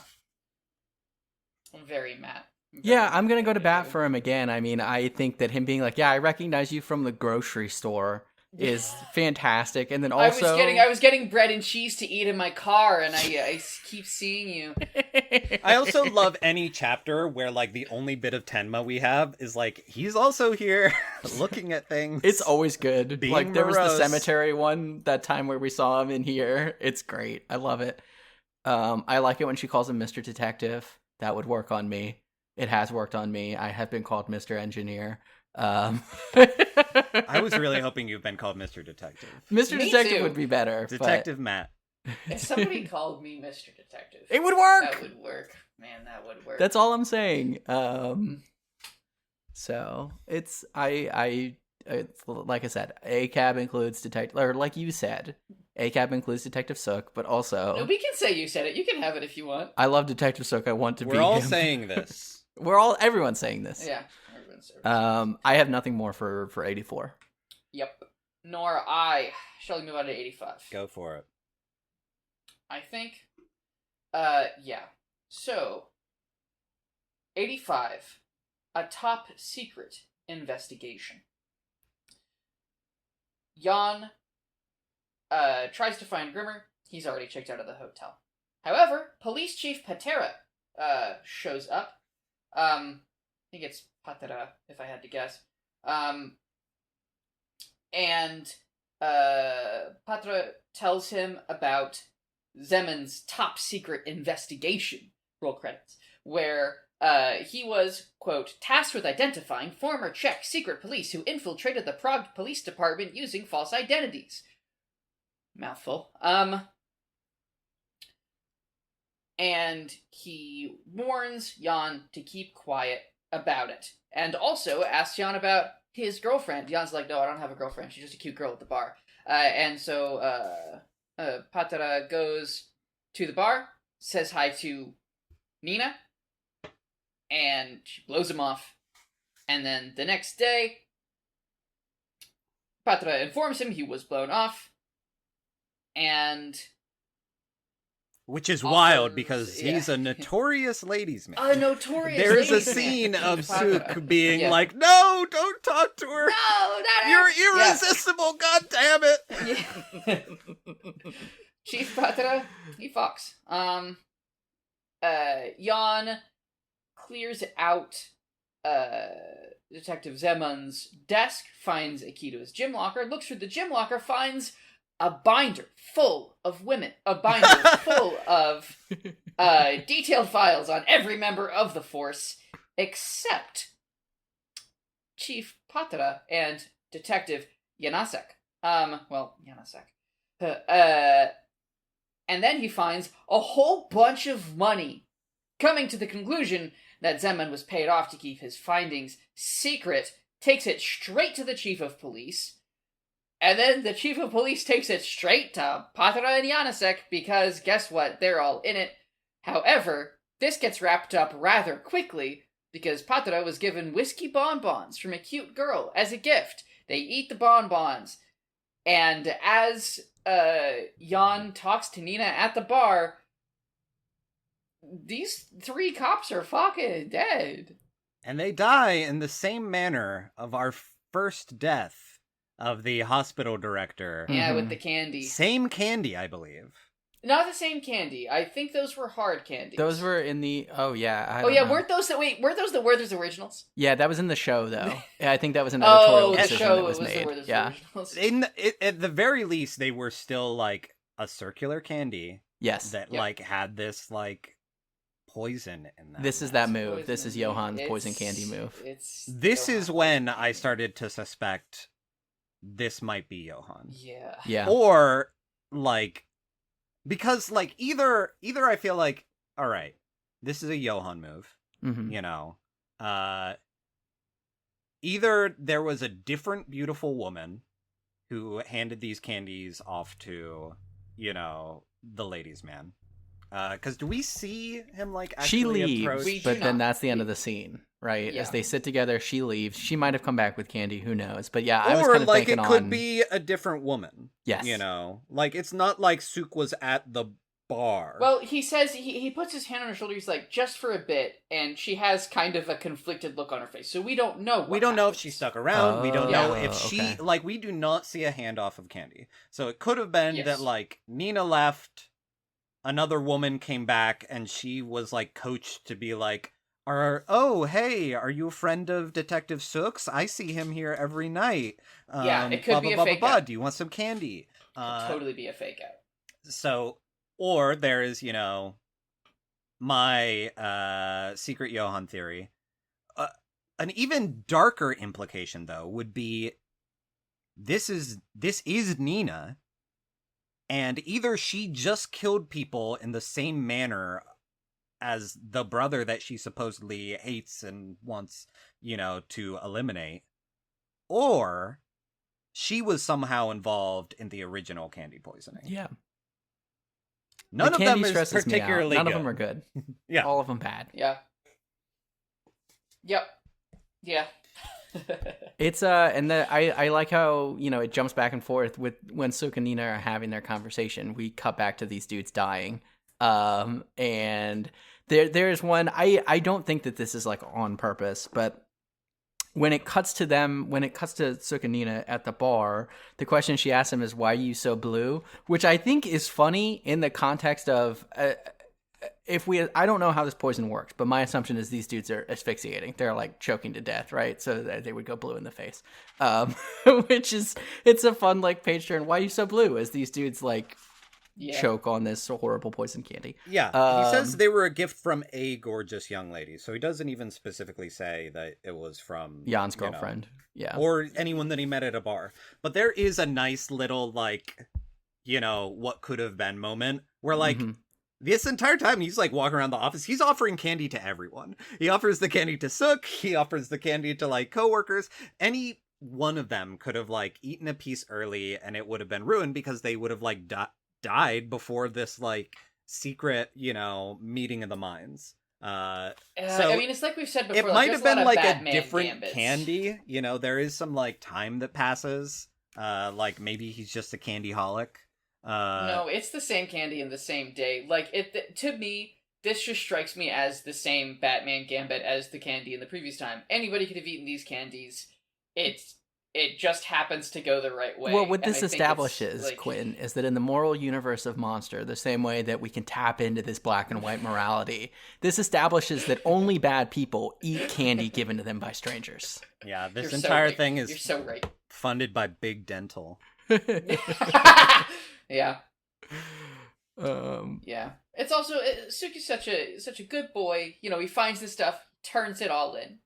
I held Rookie Detective move. Zeman in the highest regards, sir. It really is a rookie move. You find out somebody's been paid off and you go to the chief. Are you fucking kidding me? You know, like... Internal affairs is how you get murdered. I have seen cop movies.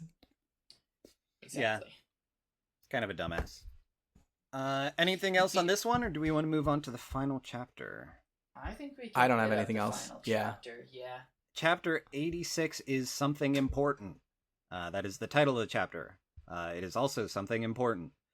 So members of the press are swarming the police station, and already a newscaster is talking about rumors of the old Czech secret police being involved in, like, the death of these 3 officers. Like, word is out. Suk just happens to be, like, the first one to leave the office while they're getting swarmed, and everyone starts asking him questions. So, like, he kind of stumbles through a response, and, like, people are asking him about, you know, like, hey, does this have anything to do with, like, the old dude and, like, caretaker who were also murdered recently? Or, you know, the stuff that happened in this weird factory basement. And, like, Suk does not have a poker face. He's just kind of like, we're investigating that. And they're like, oh, so, like, they are related. He's like, oh, I mean, we're looking into it. And eventually a boss of his comes out and is like, you are bad at this. Please stop. Fuck off. I will talk to the press. But Suk can't shake feelings that he has some kind of, like, responsibility here. So he tracks down the split up orphans, you know, that have all gone to different places. And he, you know, we have a number of shots of, like, him interrogating different children. And the caretaker says to him, like, hey, don't push him too hard. But largely the kids are cooperative, and he's just kind of asking them general questions about, like, hey, do you remember anything about this woman that you saw? Do you, like, you know, or maybe that comes up later. But, asking them a number of questions, like, what were Grimmer and, you know, your grandpa talking about? And one of them even mentions Kinderheim 511, which I think is the first time Suk has heard of this. And, like, the caretaker's like, yeah, that is not an orphanage that exists. I don't know what they're talking about. So Suk starts to, like, you know, focus more on Grimmer, and he pushes harder, asking, like, what was your impression of them? And all the kids, like, light up when they're talking about Grimmer. They're like, yeah, he's, you know, one of them says, like, yeah, he's super nice, even if he sucks at soccer. It's like, he is terrible at soccer, he fell on his butt, but he's a nice guy. And eventually Grimmer talks to the eldest, Antonin, who is the one that we saw Grimmer, like, palm something to. And this kid says, like, he knows that Grimmer is innocent. Specifically because it's some woman who did it, some woman who left. And he says, like, hey, I'm gonna meet up with Grimmer later. And Suk asks, can I come? And the kid's like, I don't know how much of it is, like, just kid logic, where it's like, yeah, sure, you can come. Like, he didn't do it. It's like, what's the problem? Why, like, why should it be a problem that you want to, like, come and find this person? So the kids meet Grimmer in the park, and right away, one of the kids narks on their friend for pissing the bed. And Grimmer's like, oh yeah, I piss the bed forever. And everybody has a great laugh about how funny it is to piss the bed. And they invite him to play soccer. And again, he just, like, gets his ass beat. And, like, he's like, you guys are too good for me. I'm going to go take a break. And Suk approaches him while he's, like, sitting on the hill watching them play soccer. And you can tell that Suk, like, has his hand under his jacket, like, for, you know, concealing a gun. And Grimmer says, like, hey, without even looking at him, is like, there's no need to take out your gun. You know, more like spy shit of, like, he's far more aware of the situation and the environment than he lets on. And he tells him, like, hey, I'm unarmed. I never carry a gun. Suk asks him just straight up, did you kill the detective? And Grimmer says, like, I don't know. He's like, maybe. I'm not sure. And then he fills him in on the whole situation. And he's like, oh, you know, there's, like, I passed out, so I might have been delirious. I might have beat some people, but, like, I don't have a gun. There was a woman who shot some people. And it is implied that what makes Suk, you know, be inclined to believe him is that he notices the signs of torture on his fingernails. Like, he sees his fingernails and he has this, like, realization of, like, oh yeah, my boss was a freak about fingernails. Everything's lining up. My mentor was just, like, super into fingernails and was clipping his fingers all the time because of his nag of a wife, who evidently loves getting finger blasted. I wasn't going to say it, but I did have that realization earlier. I was like, oh. So, Grimmer asserts that he didn't shoot anyone. May have beat the other two to death. And he asks Suk, like, straight up, like, do you think I'm a criminal? And Suk tells him, like, I don't know who to trust anymore. Like, you know, even if he is a criminal, like, maybe, I don't know, maybe he was doing the right thing. And Grimmer asserts that in the end, the only person you can trust is yourself. Like, he's doubling down on the gut intuition. So Grimmer stands to leave. And he's like, hey, are you going to arrest me? And Suk's like, oh, I don't know. He's like, well, here's my hotel address. I won't run away. Like, if you come and want to arrest me later, like, that's where I'll be. And as he shakes Suk's hand, he palms him the key now that he got from the boy. And he tells Suk, the thing that's at the heart of all of this is in the safety deposit of the bank. This is Bierman's key. This is what led to all these killings. Like, if you're that dead set on getting to the center of it, like, you can look into it. And that is where we end, on him just kind of, like, walking away, and Suk now, you know, like, looking at these dangling keys and deciding, like, all right, what am I going to do with this? How deep do I want to go? A lot of good Grimmer smiles here. Mm-hmm. You know. Totally. Legitimately sucks at soccer. Always falling on his ass. And also, like, this is something that I wanted to, like, mention a little bit earlier, but I think it's easier to talk about here, is that, there was, like, I was a bit bummed that, Detective Zeman is, like, one in a long lineage of, like, evil-coded fat people. And I know that is not always the case in this manga. Like, we've had, you know, a number of larger people who are, you know, like, you know, the forensic professor guy, for example. But or the woman who runs the orphanage in this chapter. Yeah, the woman who runs the orphanage here. I think we are set up some to be like, oh, this is another, like, grumpy, standoffish fat person. But she seems to, like, genuinely be nice and, like, care about these kids, you know, and is like, hey, they were traumatized. Like, it's okay. Like, I know you're a detective. We're going to cooperate with you, but, like, do not remind these kids, like, unduly of the death of the most important person in their life. And so, yeah, it is, like, one of those things where, like, I think it's something that, you know, has been a through line of this entire podcast of, like, all right, how much does Urasawa lean into stereotypes? How much does he frustrate them? And part of that is, you know, he's the man of 1,000 faces. And some of that is going to be like, okay, you know, he's trying to create as many interesting, like, you know, profiles, like literal, like, profile of your face, different face shapes as he can. And sometimes, you know, you're going to stumble on things that people can read into. But I like that for, you know, for every example of, like, you know, this is a bad person who looks like this way, he pretty quickly gives us an example of, like, here's a good person who looks this way. You know, they're just, anyone can be anything. Yeah, it definitely, you know, like, it's, in particular, like, I also, the orphanage lady, like, her fatness and goodness, like, immediately jumped out at me, because I was just thinking about, like, how many fat people do you see in manga? Like, under any circumstance. Yeah. Like, how many fat people do you see in manga where fat isn't, like, an important character trait? You know, like, where they're not a character that is explicitly supposed to be fat to communicate something about them. Yeah, it's not like, you know, a punchline. Yeah, exactly, you know, but then, like, you read Monster, and it really feels like, except in kind of unusual cases, a person's body type doesn't tell you a whole awful lot about what they're doing. Someone's face, now their face will tell you lots. But Urasawa puts a lot of effort into having different kinds of people, different looking people, just all over, and it's one of my favorite things about it. Yeah.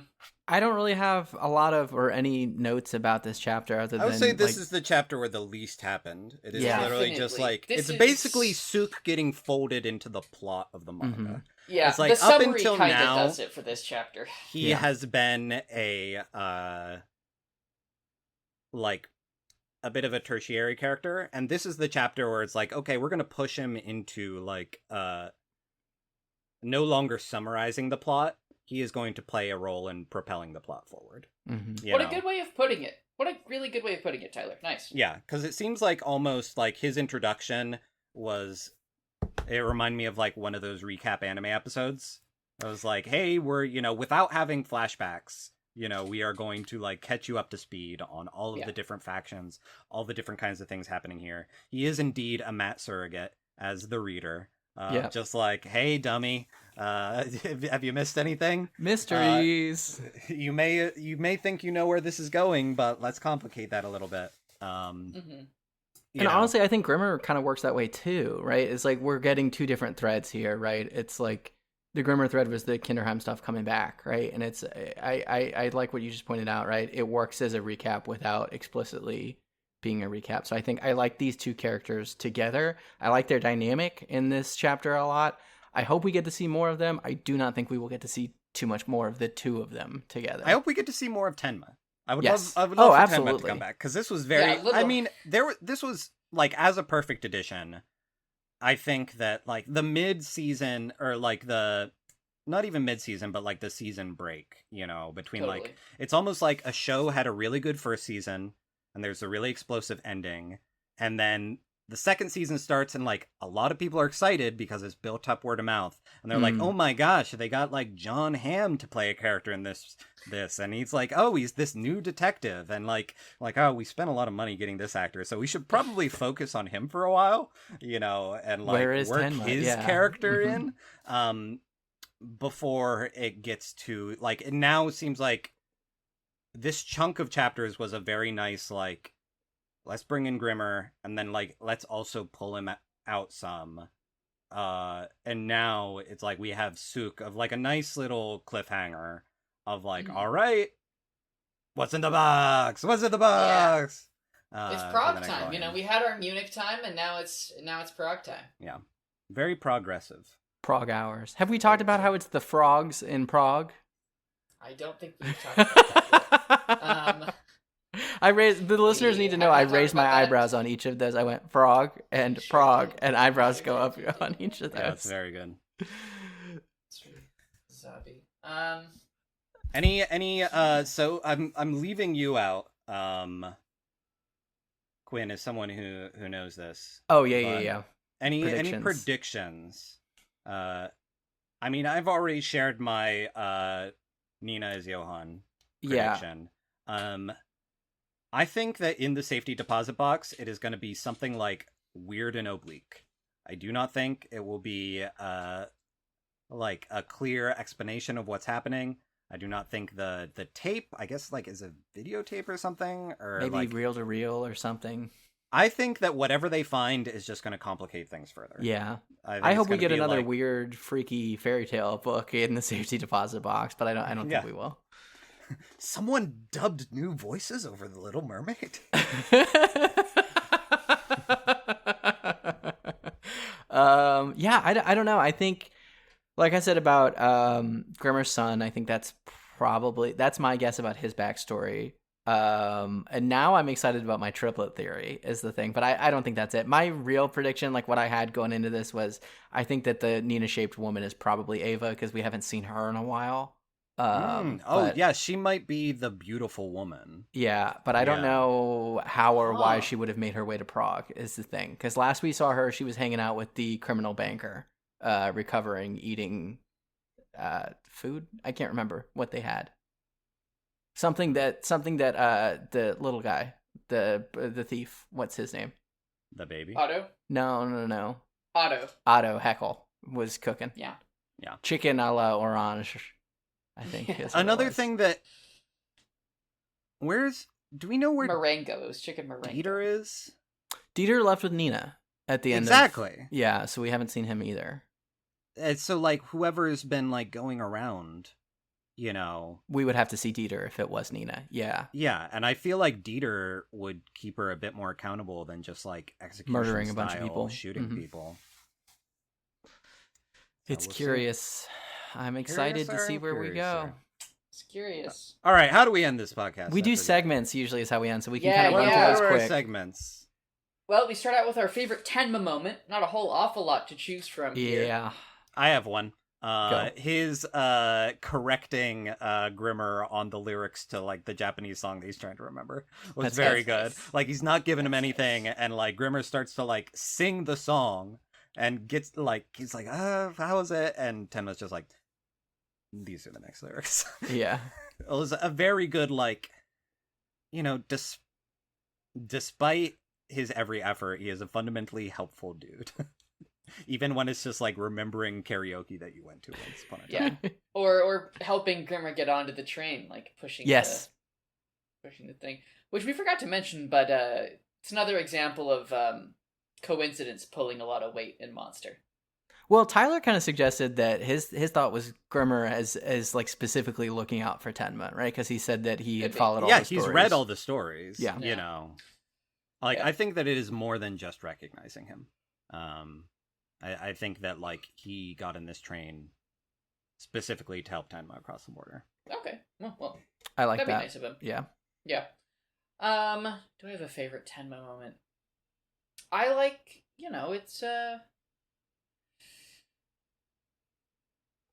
I'm not a doctor, you know? Yeah. It's just like, that's where he's at. That's where he's at right now. Yeah. Doctors fix things, and I'm here to break them, baby. Yeah. I think for me, it's I'm not a doctor as well. Yeah. Right. Not a Doctor Tenma. Is that? I think that's Ex-Doctor. Yeah. One of those, something like that. Yeah. Okay. Favorite side character moment, which we may as well say favorite Grimmer moment. Gundam. Gundam. Anytime a Gundam is shouted out. I will say that like second place would be him going full. Is it Billy Madison? The Adam Sandler film where he pisses he's his with the pants. kids. Yeah. Like when he full on is just like, oh yeah, I peed my pants. Like I peed my pants last night. That was great. Like I was way bigger than you all when I stopped pissing the bed. Like that was just a nice moment. Quinn, do you know the premise of Billy Madison? No. Okay, well, it's Adam Sandler plays. He's like set to inherit a like a business or something. His parents are wealthy, but like he never graduated from school or something. So he goes through all of like first grade through high school in the course of a couple weeks. So it's just Adam Sandler in a classroom with a bunch of children like screaming at them. It's very funny. Good pitch. That is a good pitch. It has all of the problems of every 90s, Adam Sandler movie, Adam Sandler film, but there are just some truly wonderful moments. I've always been much more of a Happy Gilmore guy, but Billy Madison is very funny. Any other favorite side character moments, Grimmer or not? Yeah, let's see. Grimmer, we're all burdened by our past. We all have our sins. Can't get rid of them. The thing I really like about that moment, do what we have to do. Oh, sorry. Yeah, but the thing I really like about that is as he walks away, he's not even looking at Tenma, and he kind of throws his hand up to like wave goodbye to him. Like it's a fun little. They're going their separate ways. Yeah.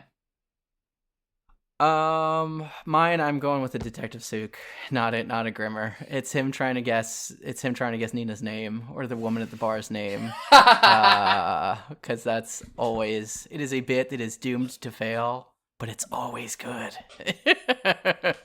Jesus. What a guy, our Matt. Yeah.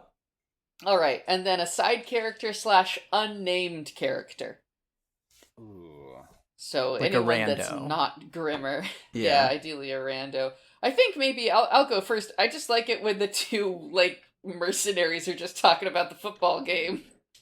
They're just like, "Hey, you catch the game? Yeah, it sucked." so funny. I like Big Shoe Boy.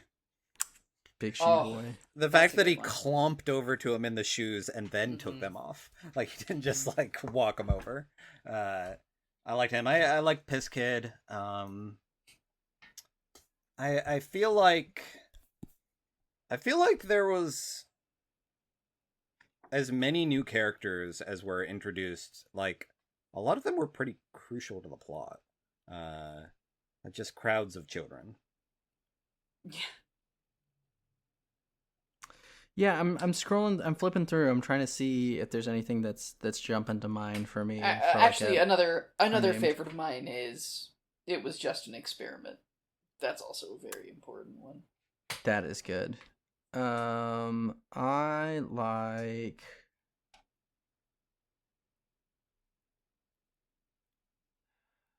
I don't know. I'm struggling. Like, yeah, just like Tyler said. I mean, a lot of the characters that get introduced are like kind of more important. I've got a good one for you. Yeah, pull it. Sook's friends. Yeah, I was thinking about them. Yeah. Mm-hmm. I do like how they tell him, like I said, like I called out, they say you watch too many detective movies. This is like, you should have just gotten a normal job. I am going to go with that. I like them. We're schlubs. You're a schlub. Why are you trying to like play the hero? Yeah. So embrace your schlubbiness. Exactly. So then the last segment that we do before we close is Who's Rockin' This Week, which I think last week it was Contract Killers where who was rocking. Indeed. It was Mercenaries. I think this time it's I think who do you think it is? I think Spies are rocking. Spies are rocking. You're absolutely right. Spies are rocking. The Czechoslovakian secret police. Well, Grimmer's kid died. Oh yeah, and that's Grimmer's usually an important died. Aspect. And Seaman's wife is now a widow. So I think we can safely say that Spies are rocking this week. Good pull. Spies are rocking. Secondary, because I don't think we're going to get this one again. I will also say that I think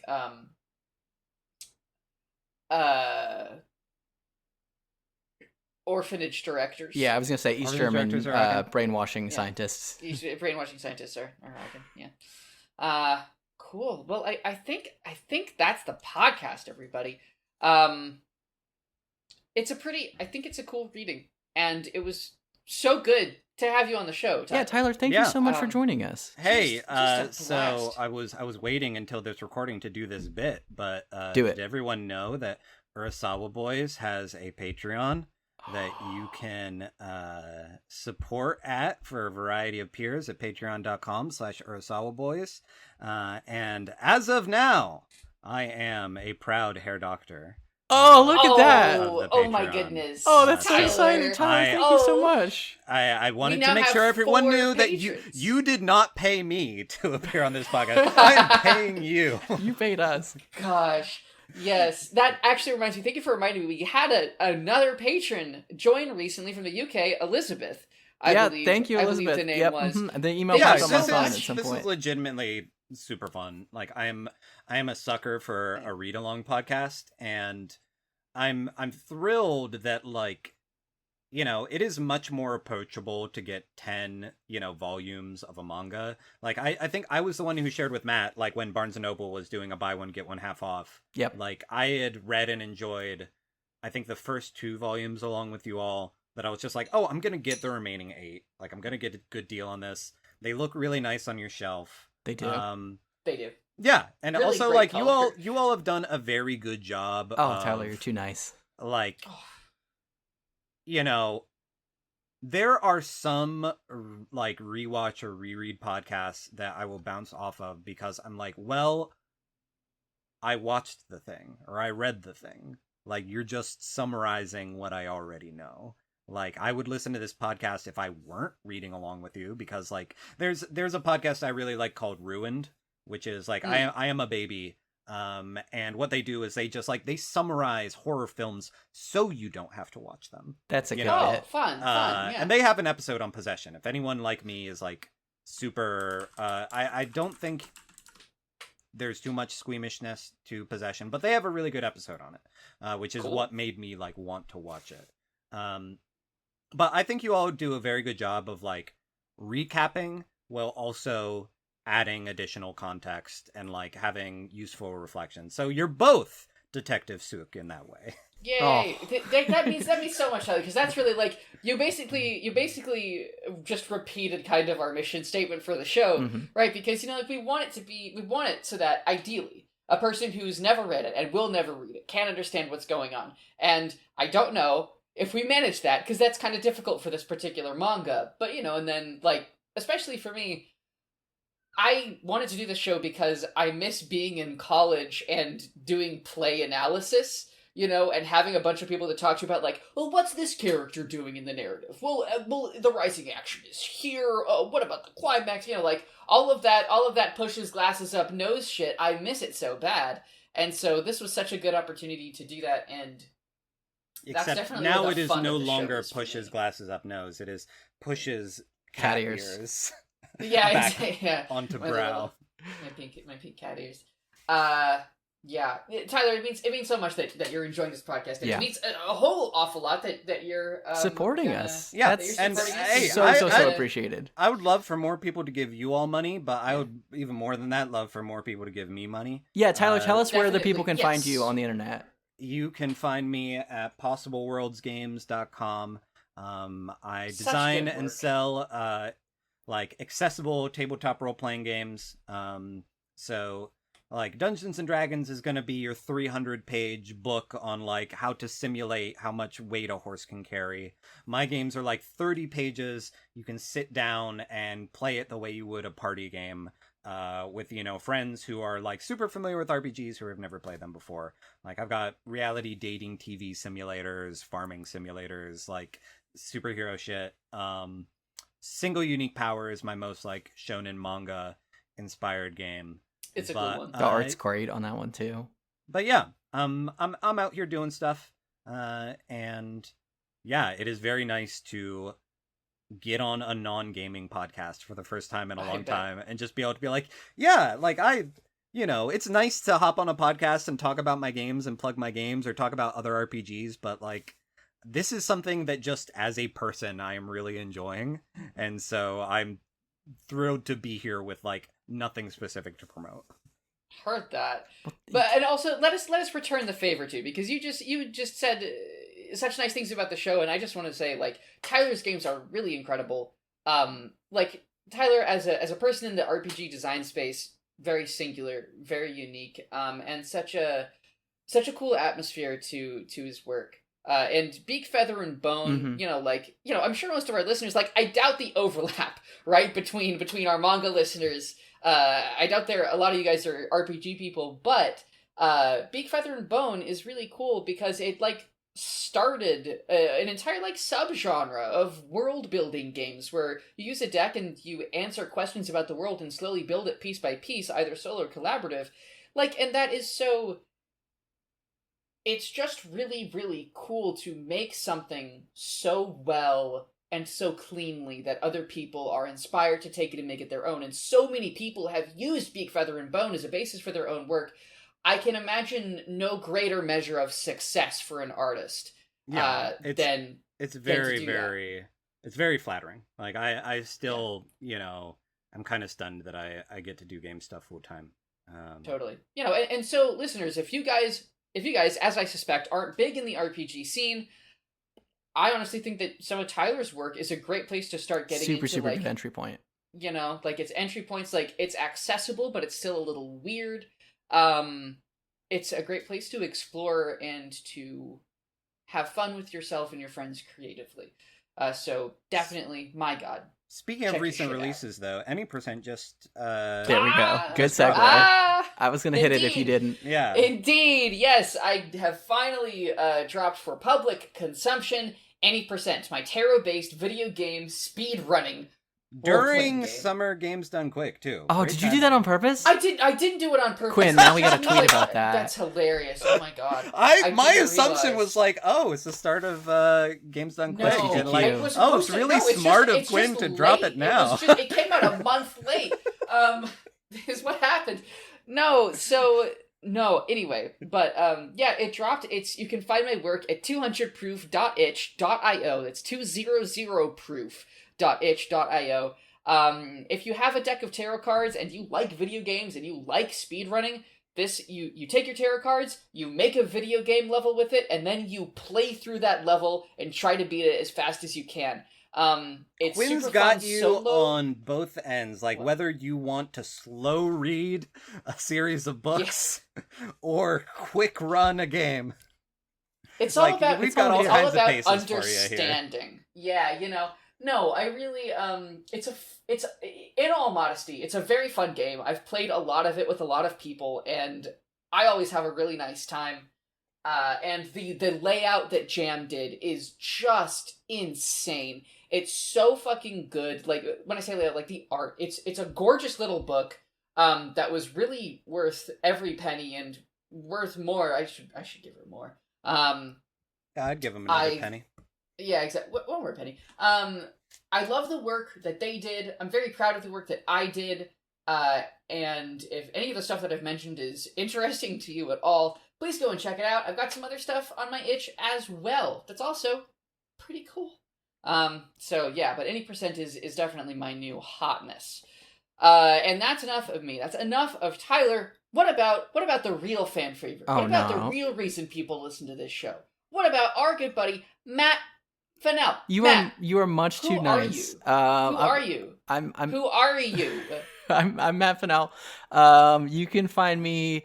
I'm getting closer and closer to getting back on Twitter, and it has been a struggle in the past couple of weeks. I'm not going to post. Twitter, honestly, it isn't even fun anymore. I know. Like, you'll go back on Twitter and you won't even have fun. You're right. I'm trying to get a Blue Sky invite. So again, that's what I'm going to be saying in this segment every time at the end is if you have a Blue Sky invite, please let me borrow it. But I'm Matt Fennell. My blog is online at blarpole.net. Maybe I'll write something before the next episode goes up. School's over, so I have a little bit more time for the summer. I still really want more Meteor content. Oh, Meteors. God, that's too. really what actually, okay, so I will just say this. I've been preparing to do more Meteor streams this summer. So, because Meteor is a game that Matt's working Meteor's on. a game that I'm working on. The pitch for Meteor is, hey, you know how when you play an old JRPG, you name all of the characters after your friends and the people that you have a crush on, and then years and years and years later, you come back and stick that Super Nintendo cartridge back in and see, oh yeah, all of the characters in Chrono Trigger I named after the girls that I went to college with. Or things like that. And then it's also about, it's like text messages and like blackout art. And I have a Final Fantasy VII strategy guide that I've been like tearing apart and writing sad boy poetry into. To get literary on it, it is an autoethnography, which is a style of literature that it is an autobiographical genre where someone analyzes a piece of media, like an aspect of life, and then explicitly connects it back to their like lived experience. And I didn't realize there was a term, but that's 100%. It's really really cool. And yeah, I've shared it with like a few collaborators of mine, like Kelly K, who's doing the illustrations for Bad Bad Bad. Like I've shared some of your screenshots, and they're like, "Oh, this is really cool," because they've made zines about like growing up non-binary and being like, I don't know if I want to be Squall or date Squall. Like, I don't, like, is Cloud me or am I Yuffie? That kind of stuff. Oh, that makes me so excited. Because that is kind of, I beat around the bush a little bit, but that is a big chunk of Meteor. Is I have a CRT that I stole from my parents' house that sits next to my computer. And I've developed a way using like Death Generator and a whole bunch of cables that I connect to my laptop where I make fake Final Fantasy VII screenshots that are like text messages that I have gotten or sent or other people have. Still like, there's one that I will never forget. It is the scene of Cloud and Tifa in the tram that they're riding together. And it's Tifa saying to Cloud, LinkedIn tells you when someone views your profile, right? That one was Dan Phipps. That was something that happened to him. Wow. But it is 100% something that the only reason energy. It hasn't happened to me because I got that warning from Dan.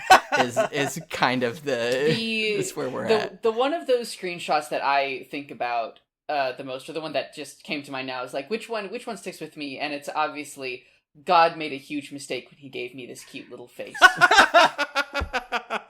It's beautiful. That text message is about a year old. That is an actual real life text that I got from someone that I was talking to. And it was around the time that things were kind of burning down, and it's too good to not. That was around the time that like the pizza was about to drop. Yeah, Matt's stories are so fucking funny. We have you to be people careful. really, and that's why really you need miss to out subscribe to the Patreon so you get maintaining balance. There you get it. Yeah. Because like here's the thing, you guys are really, let me tell you, you're missing out on only having a parasocial relationship with Matt. Because having a social friendship with Matt is just great. This guy's so absurd. Yeah, he's just ridiculous. I've really enjoyed all the times that we've like hopped on to play Smash Bros. Yeah, and you've been like on some cross country road trip, and you're like, yeah, I'm not gonna play with you all, but I'm gonna hop on the voice chat to just shoot the shit and share some kind of unhinged work anecdote. That's like the Charlie Chaplin of relationships. Oh. Like his love life is slapstick. Well, see, the thing is, like Matt and I, we bonded a good bit as like the two like the single guys, single people in a lot of spaces. Like, you know, the only people who could relate about like talking about like currently being on dating apps, going on horrible Tinder dates. Nothing again, and like the horrible was coming from me. Well, I think a lot of those situations. I will finish things out on one more anecdote, where just to like inspire confidence that I matched with my current partner on Hinge. And we chatted for a while, proceeded to not go on any dates, because of pandemic lockdown stuff. And just stayed, Instagram friends that entire time. And every once in a while, like one of us would like share a story or a post about like a life event, and we would like check in with each other. And just say like, hey, congratulations on that. That's really nice. And we get talking. And then by the end of it, one or the other would say like, are you single? And the other would say like, no, but like, it was nice catching up.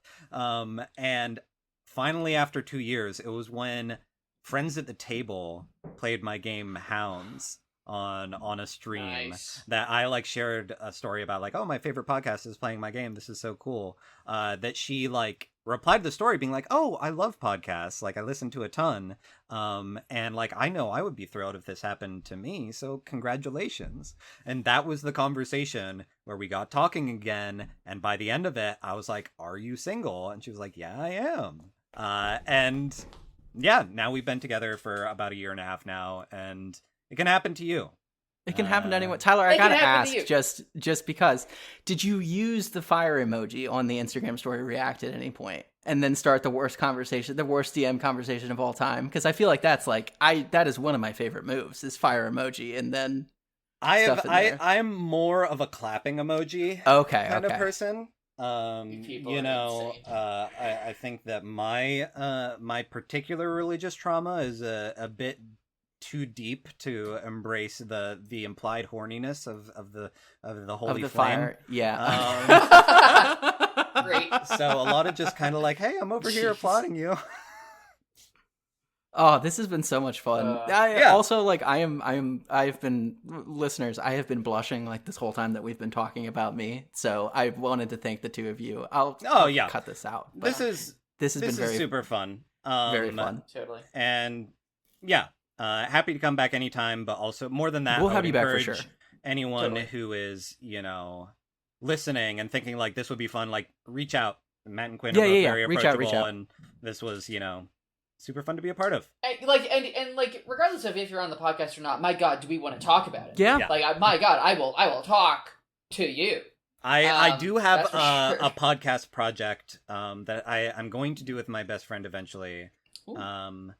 It's going to be called My Son Is Also Named Boruto. I can't wait. I have watched and read all of Naruto. And my best friend and I want to do essentially one of these style podcasts where we just watch and recap Boruto for the first time. But we want to make sure that we have a guest on every episode who has never watched any Naruto or Boruto. That's me. So we can just explain to them, like, okay, yes, for context, Like, Great. not explain anything to them unless they ask for explanation. Like, someone has to specifically ask, who is that guy? And then we'll be like, well, first you have to understand who Orochimaru is. Naruto is so good for that kind of thing, too, because, like, there's so much. Okay, so Naruto has a son named Baruto. Yeah, exactly. Oh, man. What a pitch. Oh, man. That's great. So All keep right. an eye out for that. I will. Keep an eye out. Everybody. I've got to say it, and I'm saying it from the heart. Thank you for listening. But more than that. And thank you.